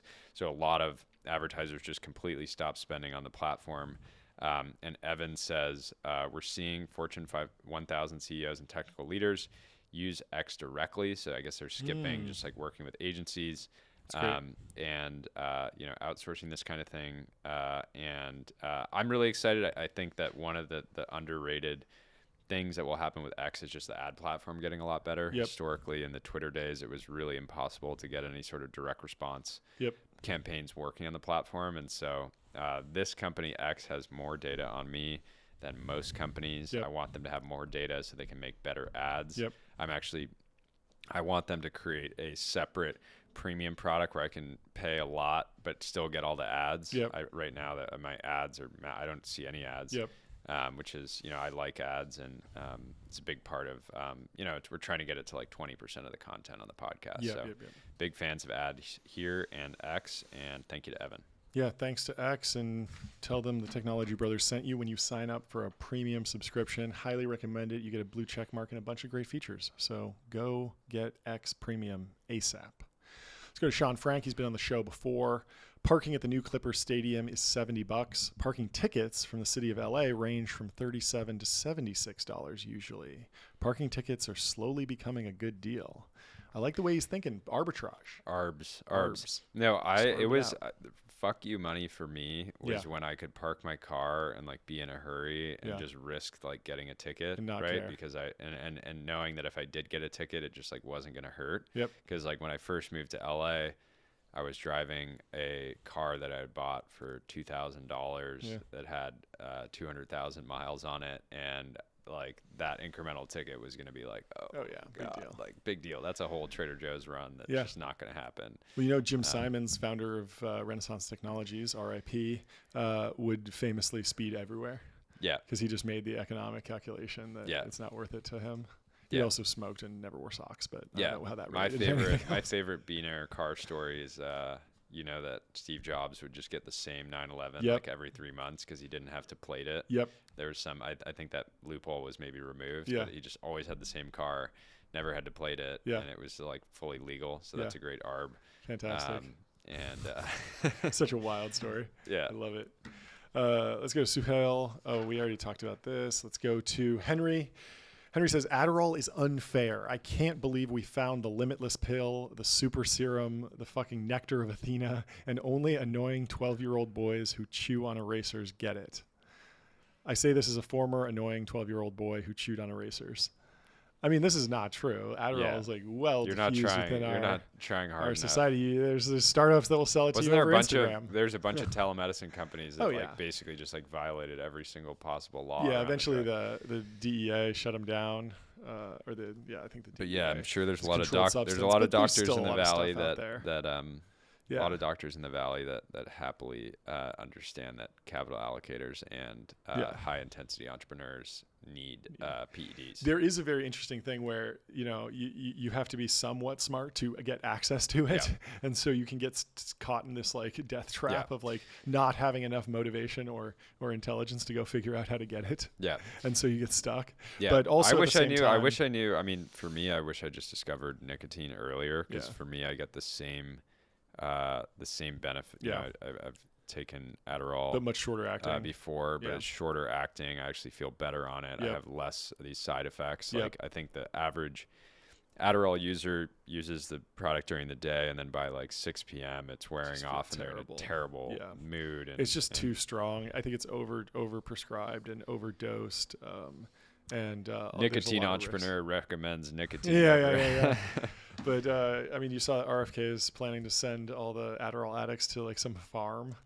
It was reported as like he's going to send them to like concentration camps because they can't concentrate or something. They didn't actually use that, but that was kind of like a misinterpretation of what he said. He said like I would create like rehab facilities where people could go and get clean optionally. He wasn't mandating it. Detoxing from Adderall is terrible. I've never had to do it, but I've had people that I'm close to do it. It's like multi-month. I mean, the whole thing is they should just titrate down. So if they're on 20 milligrams, they should just do 19, 18, 17, 16, just smaller and smaller doses. And that's the trick with all these things. Usually, like the cold turkey is always like the hardest. Yeah. For most people. Of course, some people, that's just the only thing that will work. Sports bettors, if you're out there and you're trying to quit, start with a $10,000 bet and just work your way down. And by the end, you will barely feel anything, and you'll be like, oh, I guess I can just quit. Yeah, exactly. But most quit before they're about to hit it big. Let's go to Jeff Weinstein at Stripe. He says, today, Stripe is launching an SDK built for AI agents.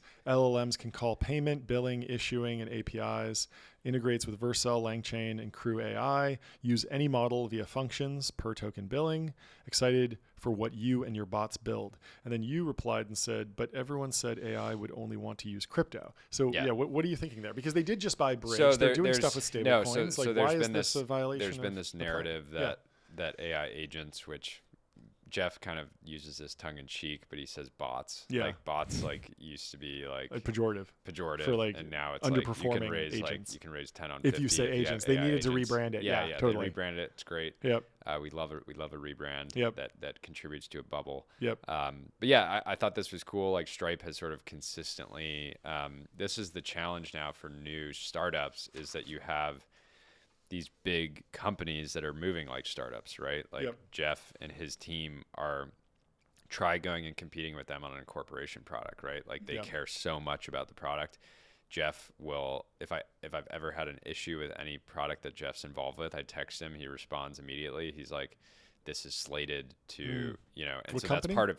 He's at Stripe. He works on their Atlas product. Sure. And it sounds like he worked on this as well. Cool. But you text Jeff. He's like, I can't promise we'll get this fixed in the next hour, but definitely in the next like 24 hours. Yeah, I've actually DM'd with him very briefly about something. And so he's like super high touch. That's a byproduct of like having a very entrepreneurial culture. Hiring Jeff's a former entrepreneur himself. That's right. And so tough to go compete there. But I think it's interesting because I commented that because there's this broad narrative that agents are just going to use digital assets because they're permissionless and you can just like they're instant, they're less regulated, and that probably will happen. But there's going to be competition from traditional payment, technology providers as well. There's almost like an interesting theory where it's like if the AI agent can write so much boilerplate code, like can at a certain point they just like instantiate like a Stripe clone essentially and just use like the most underlying payment rail because they're like, well, it doesn't matter. It's all boilerplate. Like I'll just write it all out. Yeah. I don't think we're anywhere near there yet, but you could imagine that you tell an agent to go do something and it just rewrites everything, put a website on the internet and it just rebuilds WordPress from scratch for you or whatever. Who knows? Do we have a promoted post right now? Yeah. Jumping in, promoted post from Rob Report. Rob Report, great publication and platform, says, perched along the rugged cliffs of Big Sur, a 150-acre oceanfront estate steeped in history has hit the market for the first time in nearly 60 years. That's a gem. Incredible looking property. I could imagine us having a podcast studio somewhere like it. at some point. It'd be a great place to record. But anyways, if you are a Senti, no, you're going to have to be a binaire for this one. Senti's depends on how much leverage you have. Yeah. You could use a bit of leverage, and if you're a Senti and potentially acquire this. Sneak in. We are fans of leverage, but yeah, anyways, looks like a fantastic property. Happy to promote it here. And I think that it's important to really, once you are post-economic, to really start thinking about doomsday scenarios. Yes. That does become really top of mind. Get a place that you're going to sit out for the next coronavirus with your family, loved ones. Yep. Get it well situated. This looks like a great place. We wanted to highlight this because it seems like a steal, honestly. So hopefully somebody in the audience can pick it up. At 100 with this property, it seems like they're giving it away. So I'd make sure to do your diligence and make sure there's no skeletons in the closet. But get in there and let us know if you wind up buying it. Thank you to Rob Report. Thank you. Let's go to Chris Power over at Hadrian. He says, commies are afraid of the tungsten rods. And it's a quote from Nikkei Asia that says, China plans to tighten export controls on key dual-use technologies and items in 2 weeks, including raw materials and metals such as tungsten, graphite, magnesium, and aluminum alloys used commonly in tech products. Chris Power. Hadrian, he buys a lot of aluminum right now. He's going to be buying more stuff soon. Yep. Anyway, so I think I'm just glad that people like Chris that are having an impact in these industries are going to call the commies out directly. There's too much infighting in the United States. This is about us versus communism, always has been. Communism is arguably, one of the most historically significant iterations of the Antichrist, and we need to fight back. Yeah. Let's go to Nikita Beer. He says, more and more, I have lost conviction that minimum viable products make sense for product development. It makes no sense to release a product with the core flow and then dismiss its viability after the aggregate data says people aren't using it. Instead, founders should have a fundamental belief about what people want, and they should keep iterating until that value is correctly surfaced. In practice, this means you should keep a steady flow of new users as you add components to the product, seeing if it solves a core part of the activation and sign-up loop. I love this. It's, just being deterministically optimistic.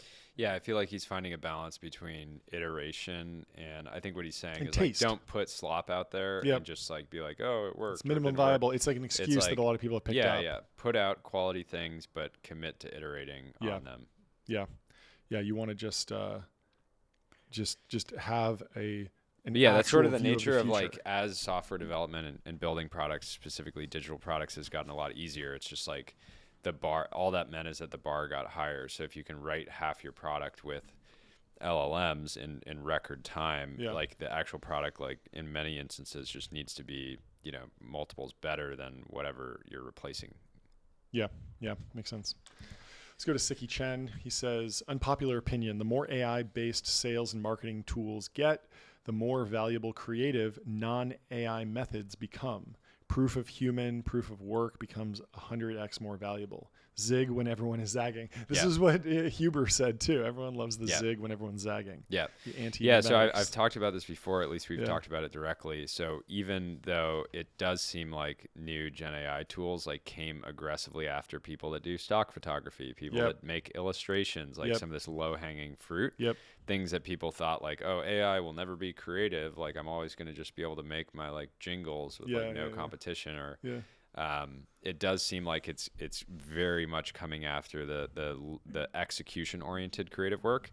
At the same time, the best creatives that I know, people like Ryan Harmon over at Day Job, Emmett Shine, who has a new agency. He was at Gin Lane. We work with Emmett on the branding for Rora's system. Cool. People like that have never been more in demand. Like they turn down like probably 80% of the work that comes into them. And so you see this bifurcation of super talented creatives getting, even like when Siki worked with an agency, I forget the name of it, to do like his original, every time Siki's released something, he like blows up the agency that did it. Sure. And that's just because it was like, it's not just because it visually looked good. It's just a lot of thought went into it and it looked, it's sort of, he like starts these little mini trends every time he does something. Yeah, there is something about like a lot of the AI tools are essentially like averaging the results. So you get a very like mid-weight result. So you can develop right now. You can use Gen AI to make a site that looks like linear. Yep. They're old just like like stuff, average, but you're not going to make the next linear using Gen AI. It's really, really hard. That's hard. the beauty of it. Yeah. And so just taking the time to actually be creative and think of something unique and differentiated is the value. Be an ideas guy. This is the same. Yep. Do we have a promoted post? Promoted post from Ferrari. The Ferrari tailor-made program is the pathway to realizing unique Ferrari models, such as this Ferrari 812 competition with its stunning Verde Mineral bodywork. Competizione. Inside seats in beige Picari leather round off its inimitable sense of sophistication. Yeah. #Maranello, #Ferrari. I saw a fantastic 812 in. Look at this thing. It's beautiful. Look at this thing. Yeah, I saw a beautiful 812 in West Hollywood a few weeks ago. It's a great unfortunately, car. My sort of a sad story. My friend Bailey, startup founder out there with a company called Ribbon, he and his dad are very into cars, have a fantastic collection, and unfortunately, less than 2 weeks ago, they were driving back from PCH. And some bozo in a Model 3 like made a really like sketchy move, overusing the acceleration capabilities of their car, and sideswiped their 812 GTS. Very unfortunate. I believe it was part of the tailor-made program. Rough. But anyways, best sort of like customization program on the planet. Some of the best looking cars in the world come out of it. Yeah. And I hope every one of our listeners takes the time to play the Ferrari game and get into this program. It's not something you can walk in off the street and do. Yep. But it's certainly worth doing. Yeah, but if you're at the Ferrari dealer, tell them that John and Jordy sent you. Let's go to Gautier. He's been on the show before. Say this is a great headline, and the screenshot says Red Lobster CEO says endless shrimp is never coming back because, quote, I know how to do math. And I love this. This guy's great. I forget the exact backstory, but isn't he like one of the youngest like Fortune 500 or Fortune 1000 looks like CEOs? it. He looks like super young. Very young, just like comes into like this established brand and it's just like I'm just going to use common sense. Yeah, common sense. Common sense. Yeah. But he's had a lot of headlines like this. That's fantastic.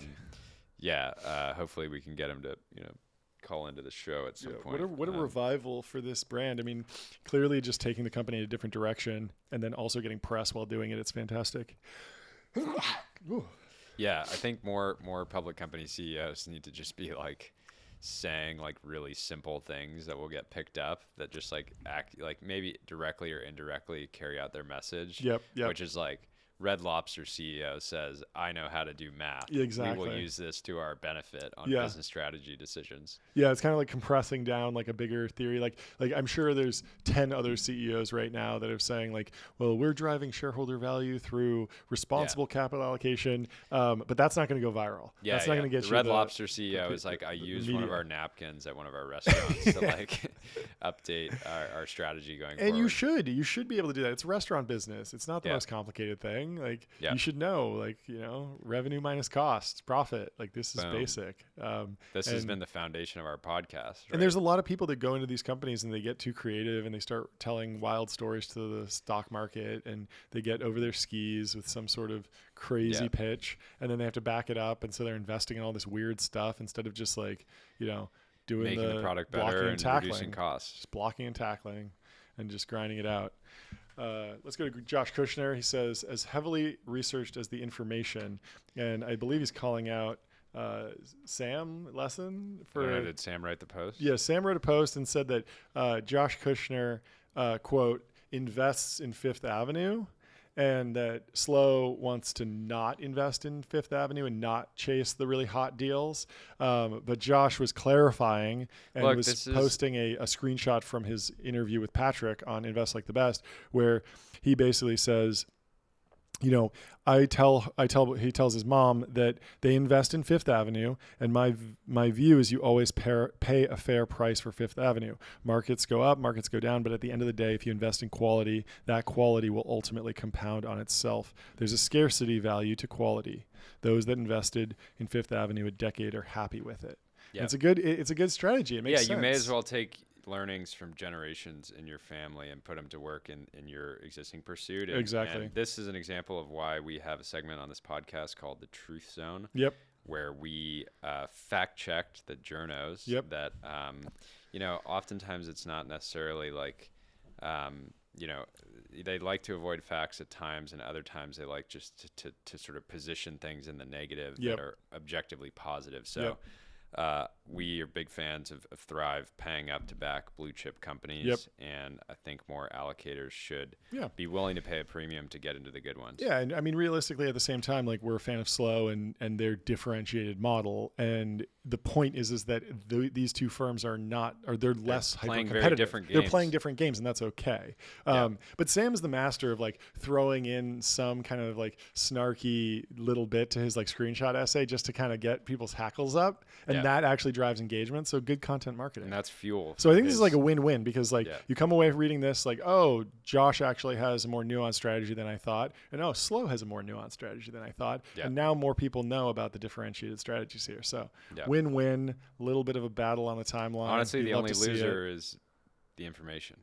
But as the TMZ of tech, they can afford that. Let's go to Catherine Boyle. This is an older post. Actually, no, she just recently quote tweeted, but she's quote tweeting an older post about there's been a recent daily drip of hit pieces, and unless you've witnessed one firsthand, it's hard to explain what they're designed to do.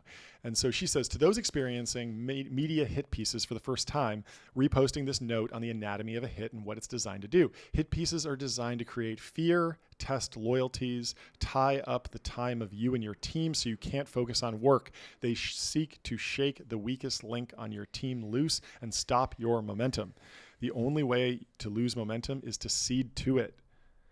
Do not let the hit stop your momentum. I think that's a great point of view. I guess what I would say is 99% of hit pieces from my point of view are just designed to get attention. Right? Like, it's just like a media company, like clickbait, a desperate cry for love. Right? Like, nobody reads these publications, right? Like, it was funny when New York Magazine came after Huberman.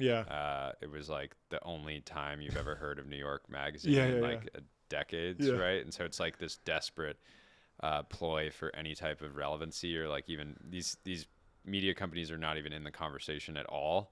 So it's like kind of like, hey, like, I'm over here, like, don't forget about me, like, let me take down somebody that is doing something interesting, or somebody that people really love a lot.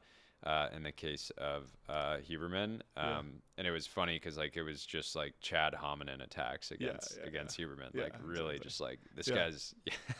Well, I have this theory that a lie travels halfway around the world before the truth has a chance to put its shoes on. You've heard this, or if it bleeds, it leads. And so my theory is that hit pieces are actually more effective at moving the needle than puff pieces. Puff pieces just gets thrown to the side. Oh, some company raised money and they're going to do something cool. But a hit piece, it grips the viewer. They got to read it, love or hate. Then usually there's like a backlash to the backlash, and your most hardcore fans rally around you and say, like what happened with Huberman. People were like, actually, I'm on his side, and his fan base got stronger. And so I've been courting hit pieces with journalists for the last couple of weeks, talking to them just freely, just on the record, just ripping quotes, just saying whatever. And in a couple of weeks, we're going to find out if I'm a genius or an idiot because there's going to be a bunch of hit pieces about me, and we'll see. I think the hit pieces will be really funny. I was already in one. The SEO benefits alone are fantastic. Yeah, I was in one in Fast Company about the toxic bro podcasters who are a threat to America. And it was a fascinating article because it goes through, it lists me, Mike Solana, Mark Andreessen, Huberman. And so once that article went out, it didn't get that much lift because it was just a link thrown out on X by some tiny account that no one remembers. But what I did was I deliberately looked through, I put the whole article into ChatGPT and was like, give me everyone's name who's mentioned. And I just took this list and I posted this. It was like, here are all of the toxic men who are destroying America. And then everyone else, it was like better than being on the Forbes 400. Like that for that day, like Mark Andreessen was was reposting it. Everyone was like, this is amazing. Like, this is hilarious. People were like, yeah, they're coming for us. Like, we must be doing something right. And I actually immediately DM'd the journalist who wrote it and was like, hey, like, we should do a whole piece about me. Like, come on, like, let's talk. And I talked to her. I checked. She hasn't written the piece yet, but we'll see. Hopefully it's really bad, because if it's really bad, then I can get all the technology brothers to ride and take the fight to them. And then we'll all be like, we're unsubscribing. Never obviously subscribed, but yeah, we're never going there. I'm putting it in my block list. Like, I'm never going there. We like, the outrage will drive more traffic, and it's going to be mutually beneficial, because if they write some puff piece about me, I'm going to tweet it out and be like, oh, I got a puff piece. Like, it's so great. And a couple of people are going to be like, cool, dude, like, but if there's a hit piece, I'm going to be like, this is unacceptable. You got to go read this whole thing. It's going to drive a bunch of clicks and ad revenue for them. Yeah. And it's going to drive a bunch of like support for me. So it's win-win. And so that's why I think the new model with the media is technologists pitching hit pieces to journalists and then benefit everyone. It's a collective effort. Exactly. We did this with Business Insider, who, we hadn't heard of at the time, but we dug in. We saw that they obviously put, clicks and traffic above the truth. So we tried to feed them the most incendiary quotes deliberately to get a hit piece. And, it had a pretty good effect. It came out, very fair, and it actually, showed the company a little, if we're talking about Excel. Yeah, Excel. Yeah, even, if it was more incendiary, it would have maybe, driven more clicks. Yeah. The only critique is that we didn't go hard enough. We should have been more aggressive, for sure. Really aired our dirty laundry to give them something to bite onto for that real, hit piece, article link. So let's go to another promoted post, and then we'll move on. Last promoted post of the podcast is from DuPont Registry. They have a 2022 Bugatti Chiron Pure Sport, limited to only 60 units worldwide. Finished in a striking red and black exterior, this Pure Sport embodies Bugatti's commitment to performance and aesthetics, blending aggression and elegance in every line. Yeah. Look at this thing. I mean, we love cars and bids, but sometimes you got to go to the DuPont Registry to pick up something that's truly one of one. One of one. And a car like that, specifically if you're a venture capitalist in San Francisco and you're going to a coffee meeting and you're street parking that, it's going to make a statement. Yeah. We saw some VCs. Yeah, there's not much valet around San Francisco, and the benefit of that is sometimes you're driving a nice car, you don't really want valet dealing with it, especially a manual. You don't. That's a big issue we're seeing, in valets around the world. Valets don't know how to drive manual anymore. And sometimes out of embarrassment, they'll try to, and that can impact the transit. Especially at W16. I mean, that's a lot of cylinders. Yeah. So anyways, we'd like to see, if you're an allocator out there, go get one of these. Yeah. This looks like a great example. Would now be a good time to talk about Jordy's Law, the 1% rule?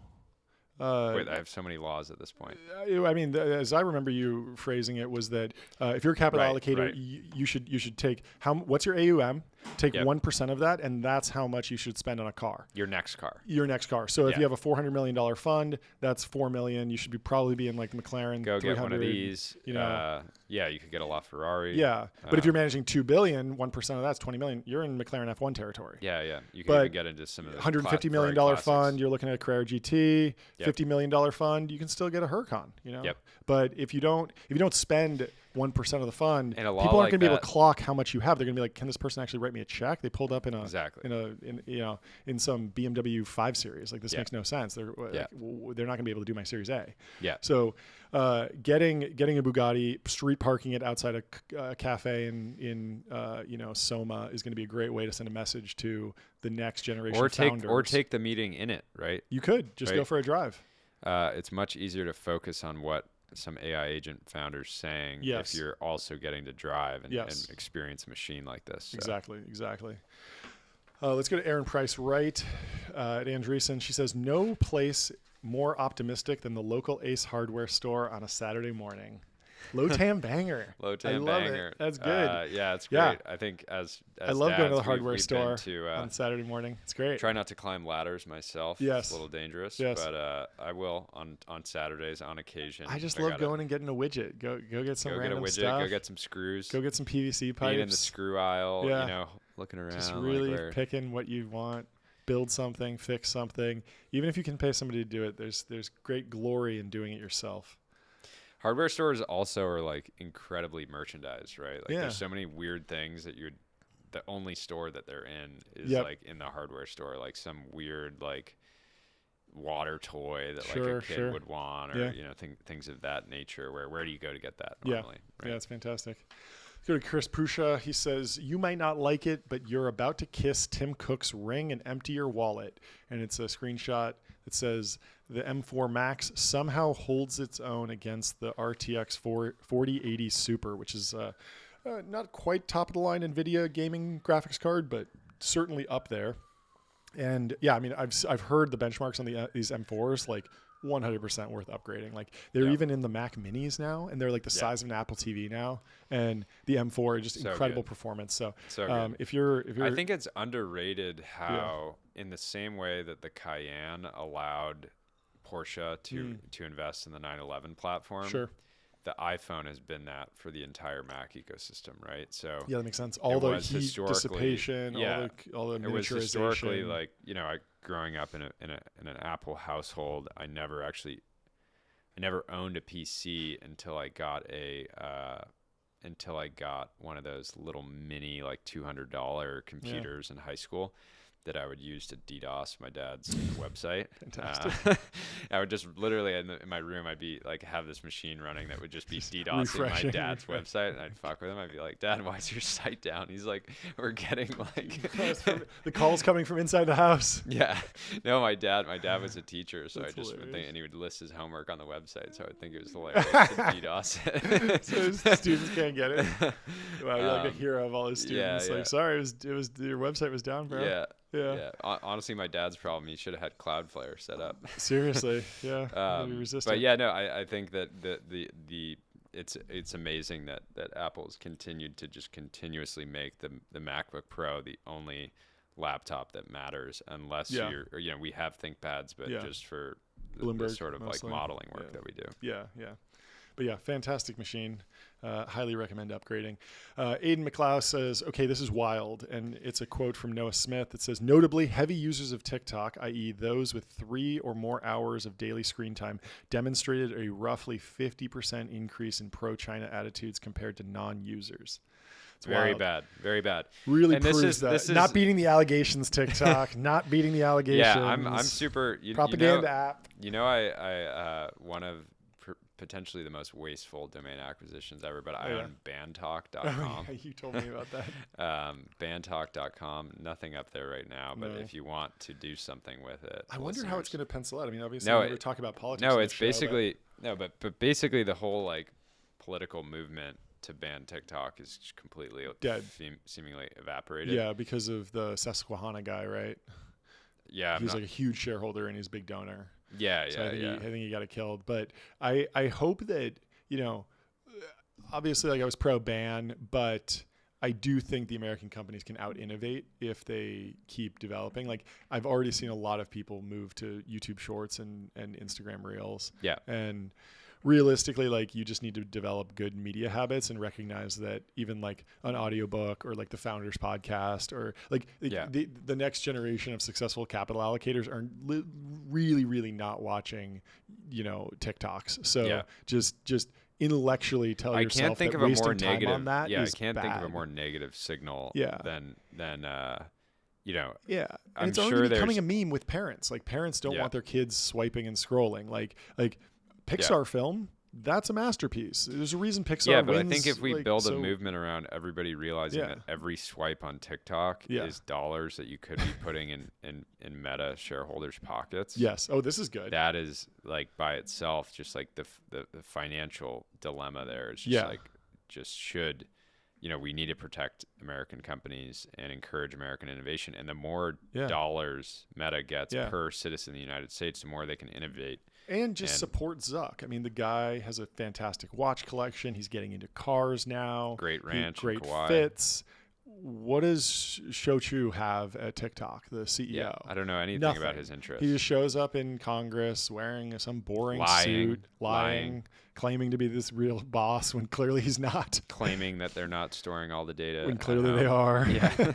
And so who do you want to support? The Chad Zuck or the Virgin Shou-Chu? I need to add DGI and TikTok to the enemy because list. I think that we need to be a little bit more it's pointed. Our duty to say again. I think we could even get bumper stickers made that say like, keep your swipes on American apps. Exactly. Every swipe matters. Every swipe matters. Every ad watched, that's going into the American economy if it's on. And if you want to personally benefit from it, buy Meta stock. Yeah. Exactly. So. You can't buy TikTok stock. You can't buy ByteDance. I mean, you can, but good luck getting the money out of the country when you need to. That's rough. This is some heartbreaking news. I'm really, really disappointed about this, but we got to talk about it. So Tapestry and Capri Holdings have called off their $8.5 billion merger. So Tapestry owns brands like Coach and Kate Spade, while Capri owns Versace. And I think we were all really excited for these storied brands to come together in a merger that could drive more shareholder value, better products, even go further up market. I mean, and look, we love consolidation. Consolidation is important. Yes. And the fact that this isn't happening is, we need, we're fans of consolidation. We're fans of competition. Yep. Sometimes you need consolidation to encourage meaningful competition, right? And this could have created competition. Yeah, competition's for losers. Competition's for losers, and this would mean less competition. But in this situation, we're trying to create an oligopoly, right? Where this could have created a sort of meaningful competitor to LVMH. And while LVMH is still founder-led and really quite a juggernaut, we want more multinational conglomerates sort of competing for luxury dollars, right? Yes, exactly. It's going to drive up the quality of goods. It's going to drive up margins, ideally, and create more diversified assets. Yeah. So our hope is that some private equity firms can get involved. Figure something out, turn some of these companies around. There's clearly like a general excitement about the opportunity. But, exactly. Luxury goods are going to be one of the big beneficiaries of the Ozempic boom. Yeah, benefits of the falling interest rates and rising asset values. So. Yeah, we didn't talk about this during the Ozempic section, but all that money that people would have been spending on things in their life because they were overweight, like Doritos and things like that, they can now spend on Versace. Watches, bags, clothing, expensive, jewelry, etc. And fine goods. So best of luck to everyone involved in both of those companies. We hope you can figure it out soon. Figure it out. Let's go to Eric. He says, there's no comparison here. Perplexity AI is massively out executing Google, a company with 235x the market cap and 1500x the employee count of Perplexity. And it's two screenshots of what's going on with the Solana market cap. And on Perplexity, it just gives you the answer with a beautiful chart and all the data's right there. And on Google, you're routed to a bunch of other websites and you're 3 clicks deep from getting the answer you want. And it's pretty interesting. Like, this is one of the modules that you would expect Google to roll out in their AI generated responses, but they just haven't gotten around to it yet. It's funny because people used to critique Google for generating their own content based around the links, right? They were like, you're hurting celebrity net worth. You're hurting small businesses because you're not allowing the clicks to go through. Same thing with the lyrics websites. Like Rap Genius was its own thing, but then Google sucked all the lyrics in. You type the lyrics, they just give you the lyrics right there. Brutal. You're not clicking, you're not Brutal driving ad rev. For the Rap Genius shareholders, but good for Alphabet. Yeah, exactly. But now Perplexity is the next gen. Yeah. But Perplexity. Like, it is cool how much they're doing and how fast they're moving on the UI, considering the low employee count. It is kind of funny looking at the market cap to employees. The awesome thing is they're clearly iterating based on consumer interest at that time, so they don't have to do everything at once. But they nailed the election stuff. Yep. A bunch of really good graphs and data around that. Now they're doing cryptocurrency, which all the election attention is now able to just lock into new markets. Yeah. Let's go to Rob Schmidt. I think Jake Paul has idolized Mike Tyson his entire life, knew he needed money, and found a way to get him rich again. So Tyson made like $20 million. Is that true? I think he may have made more than Jake on this. Okay. On the fight itself. So, anyways, I don't know if this is real. So UFC is the way to think about boxing is you have historically you have like a commission. I don't even know if that was in this because it was more of like a it was not like a sanction. Fight, It was an exhibition fight, not a sanctioned fight. But in the UFC, there's basically like the league, and there's commissions because like there's gambling on it. There needs to be like some like rules and non-biased organization. But I would love to believe this is true. I'm sure that Jake Paul really does like Mike Tyson and respects him. Why else would you want to fight somebody? Like, sure. If you're a fan of boxing, I do wonder if that's true because Jake Paul's so young. He didn't grow up during the Mike Tyson era. I know, but he got ridiculously focused on boxing for the last 5-6 years, and you have to imagine he's seen every single Tyson fight and like idolized him. It's like how Tyson we was have like respect for Lamborghini Countach, Tyson, even though that was before our time. Tyson is an example of somebody who's monetized their attention very well. He turned being an athlete into being a major cannabis investor and entrepreneur. Right? Yep, so that's true. So shout out to Tyson. Jake if this is true. Yeah. Wow, 17K likes. Got his idol loaded. Yeah, I'm excited. I wonder what he'll do with it. Maybe he'll. One of the greatest signs of respect among men is to help. If you respect somebody, help them make $20 million. Yeah, that's great. That was the foundation of this partnership. Sure, right? Sure. Yeah, mutual respect. Let's go to Max Novenstern. He says the most expensive mistake this decade will be not being optimistic enough. And Packy says, preach. I love it. I'm sure somebody else commented top. But I think it's right. I think it's right. We are going into a big so many boom. Positive. There's so many interesting technologies. There's so many things that are going to get built out in big ways and then also small ways. We see this with you see these amazing LLM demos and then you're at the DMV and you're like, this is still on paper and pencil. There's still so much low hanging fruit. We're catching rockets with chopsticks. It's crazy. How are you not bullish? More optimistic. Yeah. It's a great time. Great time to be alive. And I'm sure Packy. Yeah, the reason. So the real sign that we've turned a corner in America is when our children are 10 years old and they're like, Dad, I don't want to be an influencer. I don't want to be a podcaster. I want to be a rocket scientist. I want to be an astronaut. Yeah. And you're like, shed a tear. Yeah, I love it. Yeah, I recorded this podcast so that you could go to space. Yes. Yeah. The Ben Franklin quote. Yeah. I learned podcasting and media so that my son may learn war. Intergalactic travel. It's normally I studied war, politics, and blah, blah, blah. So my son could study business so that his son could study art. It's the gist of that quote, but it's great. Do we have another promoted post? I think we got. I think we have one more. I said it was the last. But, the fans they want more. They want a lot of ad reads. Last so one from promoted post from Ralph Lauren. Fantastic. Our hashtag Polo Bear doesn't just stop at sweaters, just from throw pillows and pajamas to cable knit accessories. The RL Holiday 2024 collection includes the perfect gifts for celebrating. Discover the Polo Bear shop here. Polo Bear is just such a timeless illustration and staple of the Ralph Lauren collection. Did they give us a call to action? It's ralphlauren.com, is that correct? Yeah, rlauren.co/RL Holiday.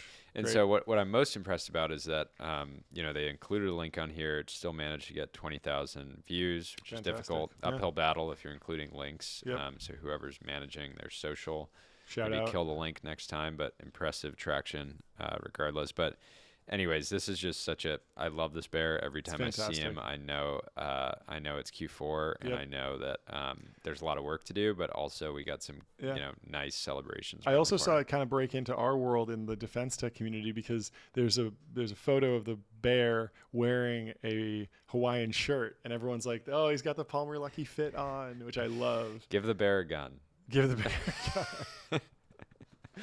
Yes, the Ralph Lauren leather. But they even holster. have hopefully they make one. This could be a good gift for you if they have a father with 3 sons. Yeah, the bear dad and the 3 sons. I'll get it for you. Okay, so, fantastic. Thank you. Related to the last regular post, Dr. Dad, PhD, says a show called White Mirror where we have cool technology and everything goes great. I love this. I would definitely watch this. I know. The problem is that there's just no TV productions. Yeah. The problem is if you don't have conflict, you don't have a story. And so every sci-fi story has to be somewhat dystopian. Yeah, but you can't just have everything go great. Somewhat dystopian. There was so much about, I just feel like everything in our life is, finally starting to just, it's all oriented around science fiction, right? Even we looked at it, the GM office in the 60s looked like a sci-fi novel, right? Tesla's entire last major product launch was all like the robotaxi, the humanoid robots. You know what is a good example of this? Have you watched The Expanse? The Expanse is this fantastic sci-fi show. It was a book series, and Bezos bought it to do it was on Sci-Fi Channel, and they brought it over to Amazon, and Amazon threw a bunch of money behind it, so it turned into like almost Game of Thrones production level. Really great show. But what's interesting is that the show is like hard sci-fi. So there's spaceships, there's interstellar or interplanetary travel. They go between Mars and the asteroid belt. Amazing. But the technology is not the villain necessarily. Yeah. Like they have spaceships, but the villains are still human. Yeah. And so it's really cool. And I've always villains. wanted to see like a sci-fi story where it's just like Chinatown in space. Yeah. Or it's like, the technology's there, but the technology is not the bad thing. Maybe it's Hollywood like will go more techno-optimistic instead of focusing on social issues. It can go techno-optimist. That'd be really let's cool. recreate the same social issues we have today in space. Yeah. Suddenly, I'd watch that. Yeah. I think that can hit a little bit harder, and there are some movies that do that. Like even in Inception, like the dream technology is not really like the problem that they're working against. They're not trying to ban dream technology. They're trying to solve this other problem within. They're doing a heist, and the technology is just one of the Atlas vectors. Shrugged. Yeah, exactly. So I would gladly watch White Mirror. There's already some White Mirror shows out there. We just need to celebrate them. Yep. And it's shows like The Expanse, which I highly recommend. Let's go to Anne-Marie Holdern. She says, Jamie Dimon responds to Trump. First of all, I wish the president well and thank you. It's a very nice note, but I just want to tell the president also, I haven't had a boss in 25 years and I'm not about ready to start, Dimon tells Lisa Abramowitz. Interesting. We don't talk about politics, so I don't even know what to say about this. I'm not sure I can comment on this, except that we know what it's like to have a boss, because I worked at a Ritz-Carlton once. Sure. And I once worked at a nightclub. I was the guy that would pick up the cigarette butts the next morning when I was 14. That was a good job. I was doing basically the same thing when I worked at Citadel and Bain Capital. Yeah. I didn't like having a boss too much. Yeah. I couldn't do it. Yeah. I've never had a full-time boss. Yeah. A full-time job boss. It's like not for me. So I understand. And, being a billionaire without a boss, that's the dream. Yep. That's the dream. So shout out to Dimon. I hope you can work with the administration and bring about an amazing American decade and support financial innovation wherever it may come from. Let's go to Rune. Rune says, AGI might bring infinite abundance, but on the other hand, there's only so many houses on Seacliff. It's true. Very real. Yeah, it's very real. I was thinking about this, like, in the really, really far out future, like you might have something where it's like, okay, I go in my Neuralink VR world and I have the Seacliff house, but I still think even if you can't tell the difference in the moment, there's something people want the real thing. Another billionaire can't have. And it's the same thing with art. Like you can go and get a perfect replica of the Mona Lisa. But that's not the one that has value. It's the story. It's like there's something about these stories. And I think that a lot of that element is underrated in how AI will transform, even post AGI. Like it's sort of like, it's almost innately human to feel scarcity, right? And that's why one of one assets like a Ferrari tailor-made 812 Competizione is always going to be significant. Or GTA 3 RS YSOC package from Cars and Bids. Exactly. Like these are going to be assets, even if the production values are artificially constrained. Yep.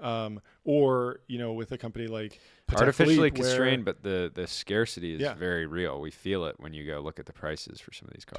Totally. But I think it's very instructive to look at the story of chess. Like the computers beat the chess masters in, I think, the 80s.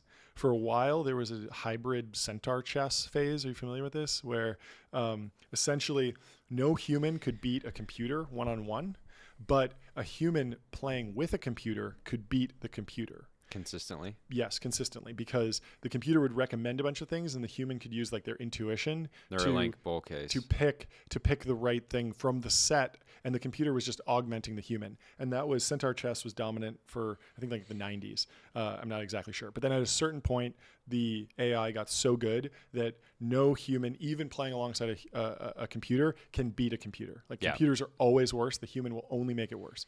But look at what's happened to chess. It's exploded. Like chess.com is worth like $100 million or more. Like they're a big company. Magnus Carlsen, Hikaru, like Alex Botez. Like there's multiple chess influencers. There's chess competitions. There's Queen's Gambit on Netflix is a sensation. People like playing it and people like watching humans play it. And there's even all this metagaming about like, how can we get the humans not to use the AI and cheat? And there was that scandal about the guy who might have had something in his butt or something. You remember this? It was wild. The vibrating. And or like in his shoe. And so like you could imagine this like future scenario where like people, like the same thing could be true for podcasting, where it's like, you could go get a more factual podcast from the AI, but people want to see the human do it. You want to hear us mess up. You want to hear us get it wrong. And you want to see like the messy like edges that come from like actual human dialogue, and the risk of like, hey, I might have to put some caution tape over my mouth because what I might say might get me canceled. The AI isn't going to get canceled. You're just going to refresh it and start from scratch. No, I've been and just on the topic of SF and SF adjacent real estate, like you have after decades of poor governance, you have to imagine like you can go buy a similar house in like San Francisco, the home of the technology industry and one of the biggest economies in the world, for a similar price as like some like just okay house in like a random nice neighborhood of Dallas. Like what's going to be worth more in like 10 years, right? Especially as SF's local governance stuff gets figured out. So anyways, like I think buying anything in that area, you're probably going to do pretty well. Yeah, I mean, that's why it was important for us to promote that post about the $150 million home that hopefully one of our listeners will take home. Exactly. Because there's only so many of those.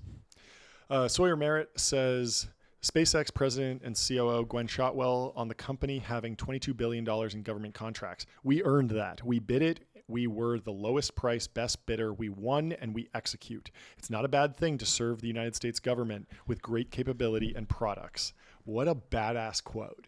Just like throwing down the gauntlet. I love it. Yeah, that's a quote that could go on the wall. Fantastic. Potential brother of the week here. Yeah. She's great. Fantastic. Put that one aside. Yeah, we got to put this one aside. That's going in the short list. I did a whole video on Gwen Shotwell and her career. It was one of my first viral videos on YouTube because everyone's talking about Elon and no one really knew the story of Gwen Shotwell, but she's been super critical, took a whole ton of career risk going in super early and has just driven that company and just executed. And just fantastic public speaker, fantastic counterweight to Elon's, experimental mindset and dreaming big. Yeah. She's the one that can actually go and drive results. Good example of, if you're somebody who's interested in deep tech, but you're more of a business mind, you can go have impact in these industries. Look up our portfolios. Any number of those companies needs financial and operations innovators to drive these companies forward. And on that note, I can't help myself. I want to do one more promoted post from Carl Yang, who's building financial products at Ramp. Okay. He says he caught up with a friend, and that friend said, I'm supposed to be making strategic decisions and turning around companies with my superior insights. And it's a guy with a HBS hat with his mouth open, and the partner at the firm is saying, fix the effing AP process, question mark or exclamation point.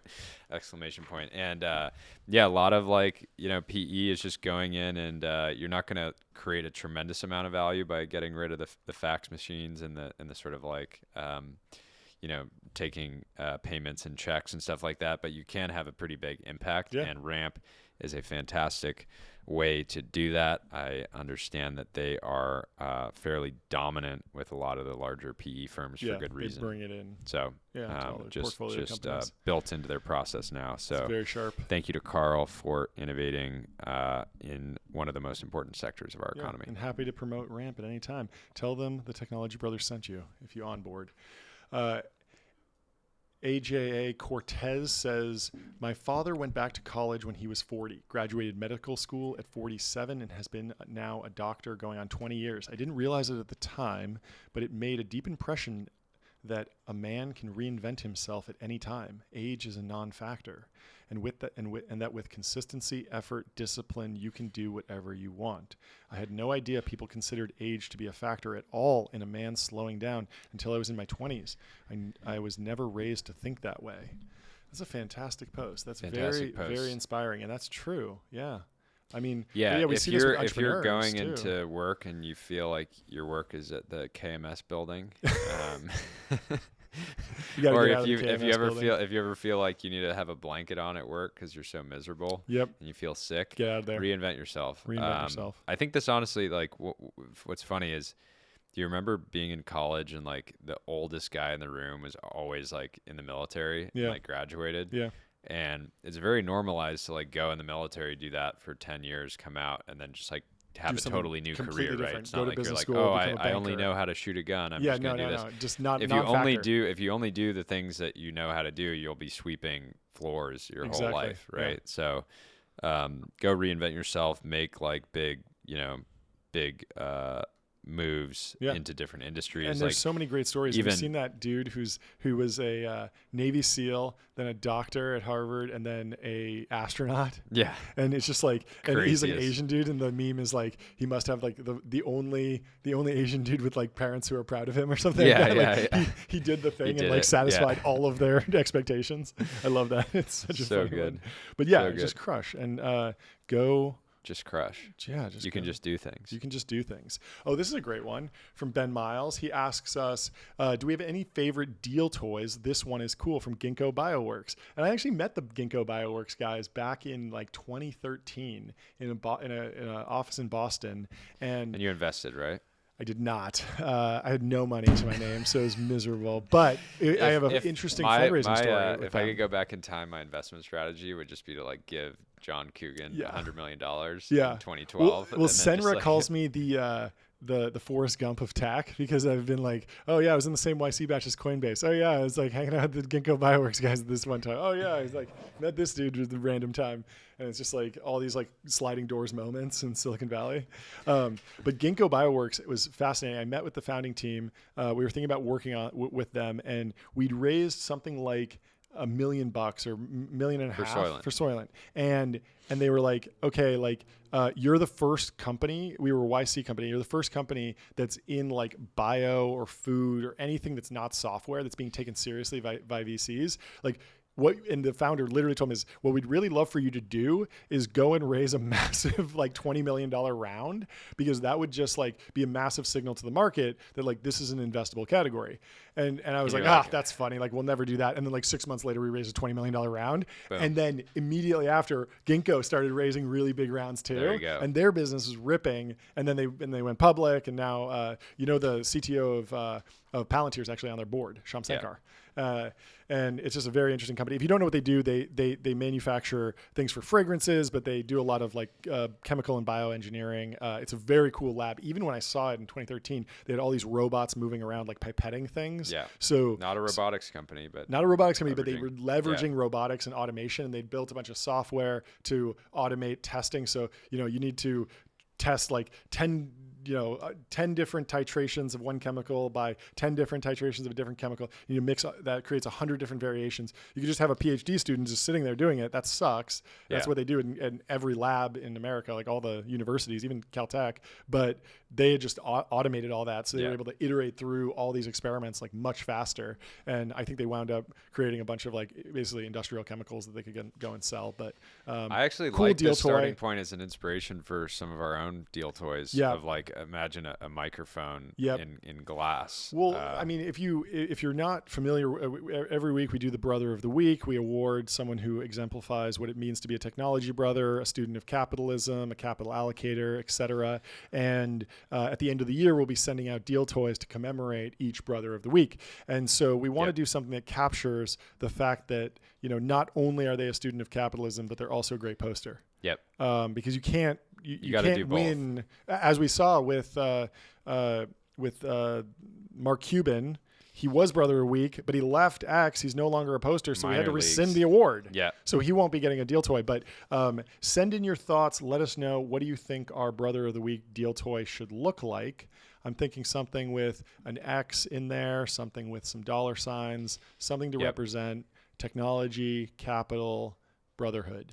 Posting. Thank you to Ben for servicing this to us. Yeah, thanks, Ben. Send us your best ideas. Yep. Feel free to get on ChatGPT, Dolly, and create some. There you go. Create some AI art for us to inspire us. Morgan Housel says, it's a quote. He says, despite its success, Wang remains acutely aware that NVIDIA's leadership position could prove fleeting, which may explain his relentless work ethic. I do everything I can not to go. I do everything I can not to go out of business. It's from an interview in Fortune with Jensen Huang, the founder and CEO of NVIDIA. I love it. I love a relentless work ethic. Unclear how risky he is. It seems like his leadership position's in a pretty strong place. I mean, they have massive pricing power. That type of mentality. But maybe I'm wrong. Gets you delisted. There's a lot of startups that are going after this, doing specific chip designs for AI, for LLMs. Yeah, it's like maybe there's a risk. Who knows? Obviously, there's incredible IP, but we know it's a thin wrapper around TSMC. TSMC, yeah. And so the reason that NVIDIA is successful today is because of that mentality across decades at this point, right? Yeah. I also just think obviously there's like a talent war in everything AI right now, and NVIDIA is no different. There's a lot of people that made a ton of money working for NVIDIA during the latest stock run up. Yeah. You got to retain them. So you got to go and proselytize your culture, and then you got to bring in new people. So you need to talk about, how your company is different from the rest. Like this is. But here's the challenge with NVIDIA, right? They've grown so quickly that the average employee is like a multi-millionaire. Yep. And it's like, we've seen this before. We've had people on the podcast that talk about, I have $10 million of assets. I worry that the dog in me died. Yep. Right. Yep. And so Jensen needs to be out there pounding the table, being like, we need to keep feeding the dog within us. Yep. Keep that dog alive. Otherwise, somebody's going to come eat our lunch. I think he needs to be flexing on the employees a little bit more. Yeah. He's not a watch guy, but if he was, then he talks about his lack that product manager who's making $1 million a month now. Well, good luck getting this. He needs an RM like Smiley 2.2 exactly. $2 to $3 million. Yeah, you see this guy driving a McLaren F1 to work. It's like that's kind of out of the price range of that rich product manager. So that's going to get the product manager to work a little bit harder, get to the next level, get to that centi, get to that binaire status. Yeah, show the employee who's worth 10 that they would be happier if they got to 100. Yeah, that's the goal. Yeah. Nicole Wiskoff, speaking of cars, fantastic capital allocator, fantastic car appreciator, but throwing a little shade on Aston Martin here. She says, I saw the first Aston Martin SUV, the DBX, on the road a few years ago. I thought it was the most incredible car. Was able to take it out for a drive yesterday. I felt like I went back in time 20 years. I can't believe I'm saying this, but it didn't even hold a candle to the Tesla, and it's $200K more expensive. Okay, so first mistake, disrespecting a legacy brand. Yeah, that hurts. Aston Martin's a fantastic manufacturer. So here's the thing with Aston. Yeah. You don't drive an Aston for the interior electronics. Yep. That's for sure. That said, they do have new ownership as of the last couple of years. Yep. I believe Lawrence Stroll, father of Lance Stroll, who's in F1, recently took the brand over, and the newest generation of cars that's just hitting the street, just hitting dealerships, has had really big upgrades to the interiors. So, but yeah, you're driving it for the lines, for the leather, for the heritage, for the significance. And here's my only thing with Aston. If a lot we've talked about, needing to make sure that your next car is about the value of 1% of your AUM. Exactly. And so if you have 100, so that she should be budgeting $500K. The problem with the DBX, it's a $300K car. Yeah. So she's actually $200K shy. So the reason she's probably like frustrated with the quality is because she should be going after maybe a Cullinan or I would even stay within the Aston ecosystem. Vanquish? If she can raise another 100 million, she's in Valkyrie territory. Yeah. she could get a Lagonda Taroff. Have you seen that car? Yep. From their premium line. You could even go back and get a Bulldog. Have you seen the Bulldog? That's a fantastic car. It's retro. It looks weird. It looks like and for any other sort of emerging GPs that maybe can't fit a new Aston within the 1% market or AUM. The great thing about Astons is they lose like half their value in the first year. Yeah. So if a DBX at 300K is too much, wait a year and you can buy the same car with 2,000 miles for about 150K. That's true. So that's one of the beauties of the Aston brand is everything's half off after a year. Yeah, it's fantastic. Well, good luck to you, Nicole. Make sure you get a really nice car. Yano says, the most mispriced idea in markets today. Crypto founders can finally build the products they want to build where they want to build them. We are truly entering the golden age for crypto products. Couldn't agree more. We see this with Polymarket.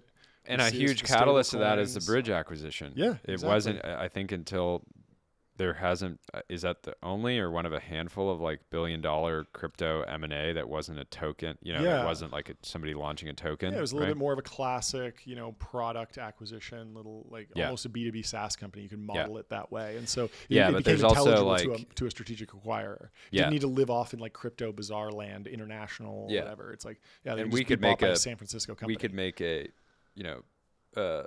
platform like Polymarket to sell our ad inventory, right? Sort of a liquid market where I want to know the second before I read a promoted post that it's the highest dollar amount that we could possibly capture for that ad unit, right? More programmatic. So a bunch of cool things coming down the pipeline. I think that next YC batch, I'm sure we'll see a lot of crypto company RF requests for startups. Or RFS, Yeah, that'd be great. Connor McDonald, been on the show before, but we need to give him a follow. The core benefit of AI needs to give us a follow. No. This is we need to follow him. Oh, so if you see the follow icon, in black, that means it's their first time on the show. Once you're on the show, we'll give you a follow, and then we'll know the next time that you're a repeat guest. So Connor says the core benefit of AI is to systematize and automate day-to-day responsibilities and leave more time to podcast and write newsletters. Let's fucking go. Yeah. I couldn't agree more. Yeah. 99% of my life is now automated with AI, and I can spend 12 hours a day podcasting. And we do. And this is the future.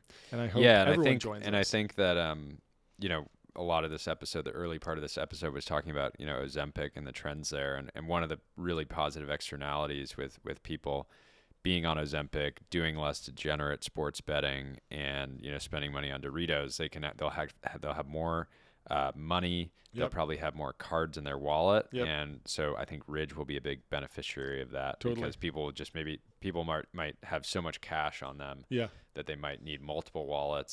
That the Ridge wallet has a nice sort of like money clip attached to it. So look to see Ridge's market cap do a nice multiple. It's fantastic. Let's go to Daniel. He says VCs are the real founders. Couldn't agree more. Jeremy Gaffon has a hot take that investors are more interesting than founders. Have you heard this? No. It's a good one. Well, it's interesting. He's an investor, so he's talking his own book. But his idea is that a lot of the really, really successful investors are looking across markets. It's like the fox and the hedgehog thing, where the founder knows one really big idea and is grinding at it, building a company in that one narrow space, whereas the investor can actually broaden out and become a generalist and look at capital markets, public markets, private markets, and really understand everything. Yeah, founders have a more deeper understanding of they're like generalists within their business or within their industry maybe, but it's still like a very like Jeremy's like takes per minute is like very high. Fantastic. And that's really what we look for. But anyways, the way that Daniel's progressing, he'll have like a $500 million solo GP fund within the next 10 years, without a doubt. So I think he's just sort of like setting himself up for success. I think so. Another huge talent move.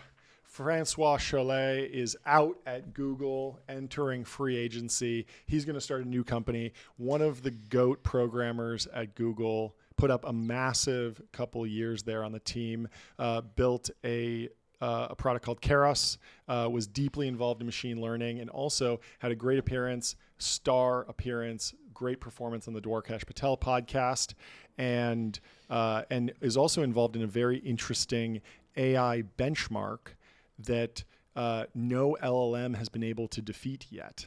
And so he's been working with that with Wade over at Zapier, and just clearly a very thoughtful person on AI throughout all the boom and all the craziness. He's always been locked in and understanding pragmatic where the hype is, where the limitations are. He's not a doomer. He's not a complete optimist. Always nuanced, and he never really gets in fights, I see, but he's always bringing really good critiques, still optimistic, still loves the technology, obviously building on it.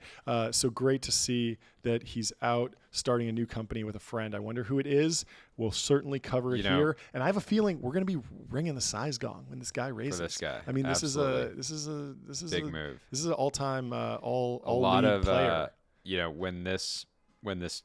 When this post went up, two things happened. One, I happened to have Bloomberg open, big red candle on Alphabet stock. It was really rough to see.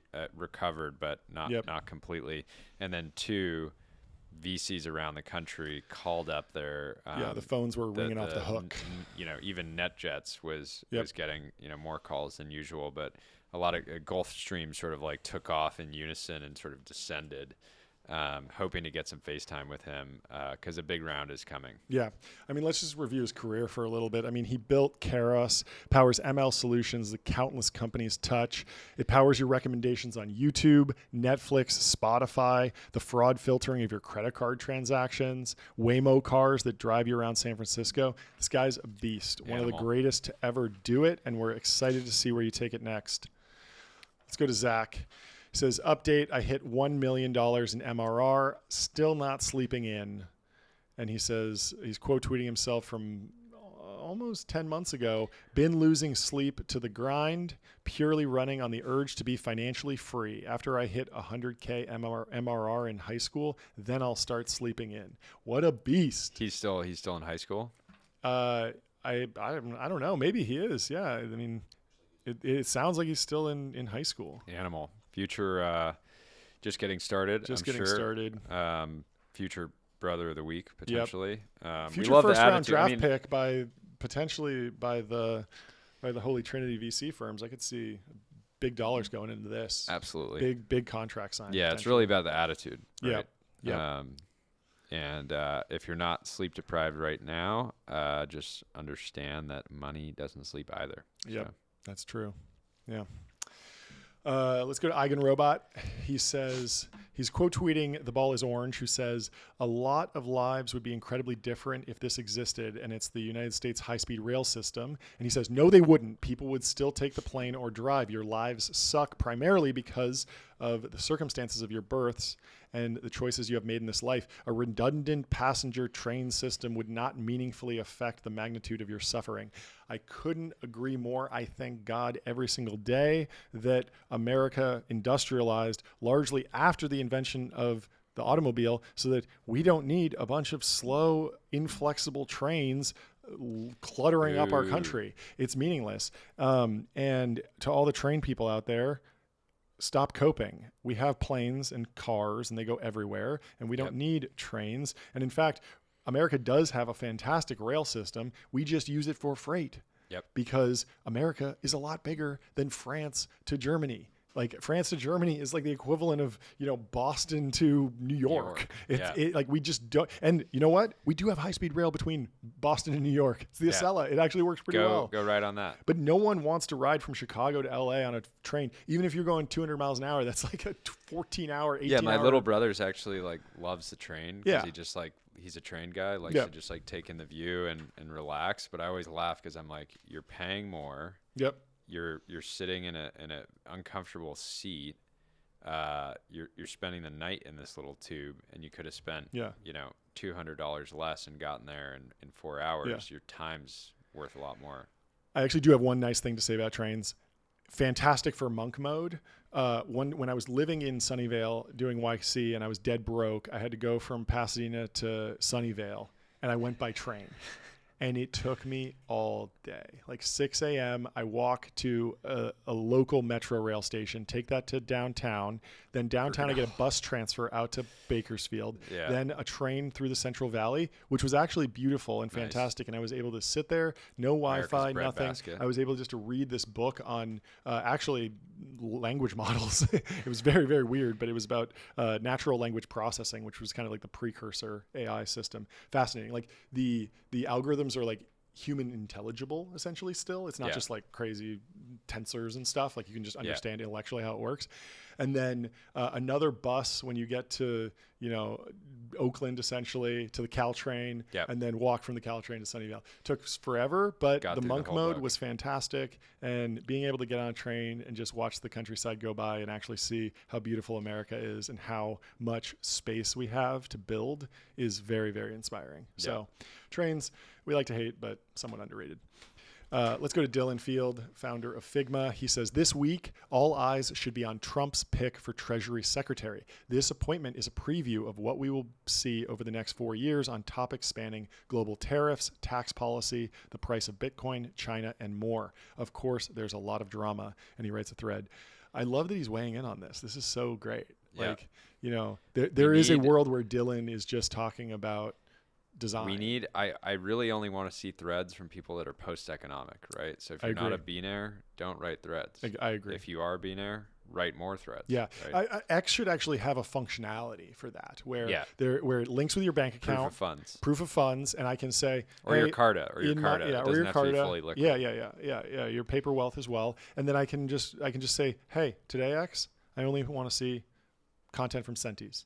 Yeah. Throw some binaires in there. But don't give me any. That should be a separate feed. Maybe Cuban would come back. Any single-digit millionaires? I'm not interested. Yeah, Cuban might even come back. He might.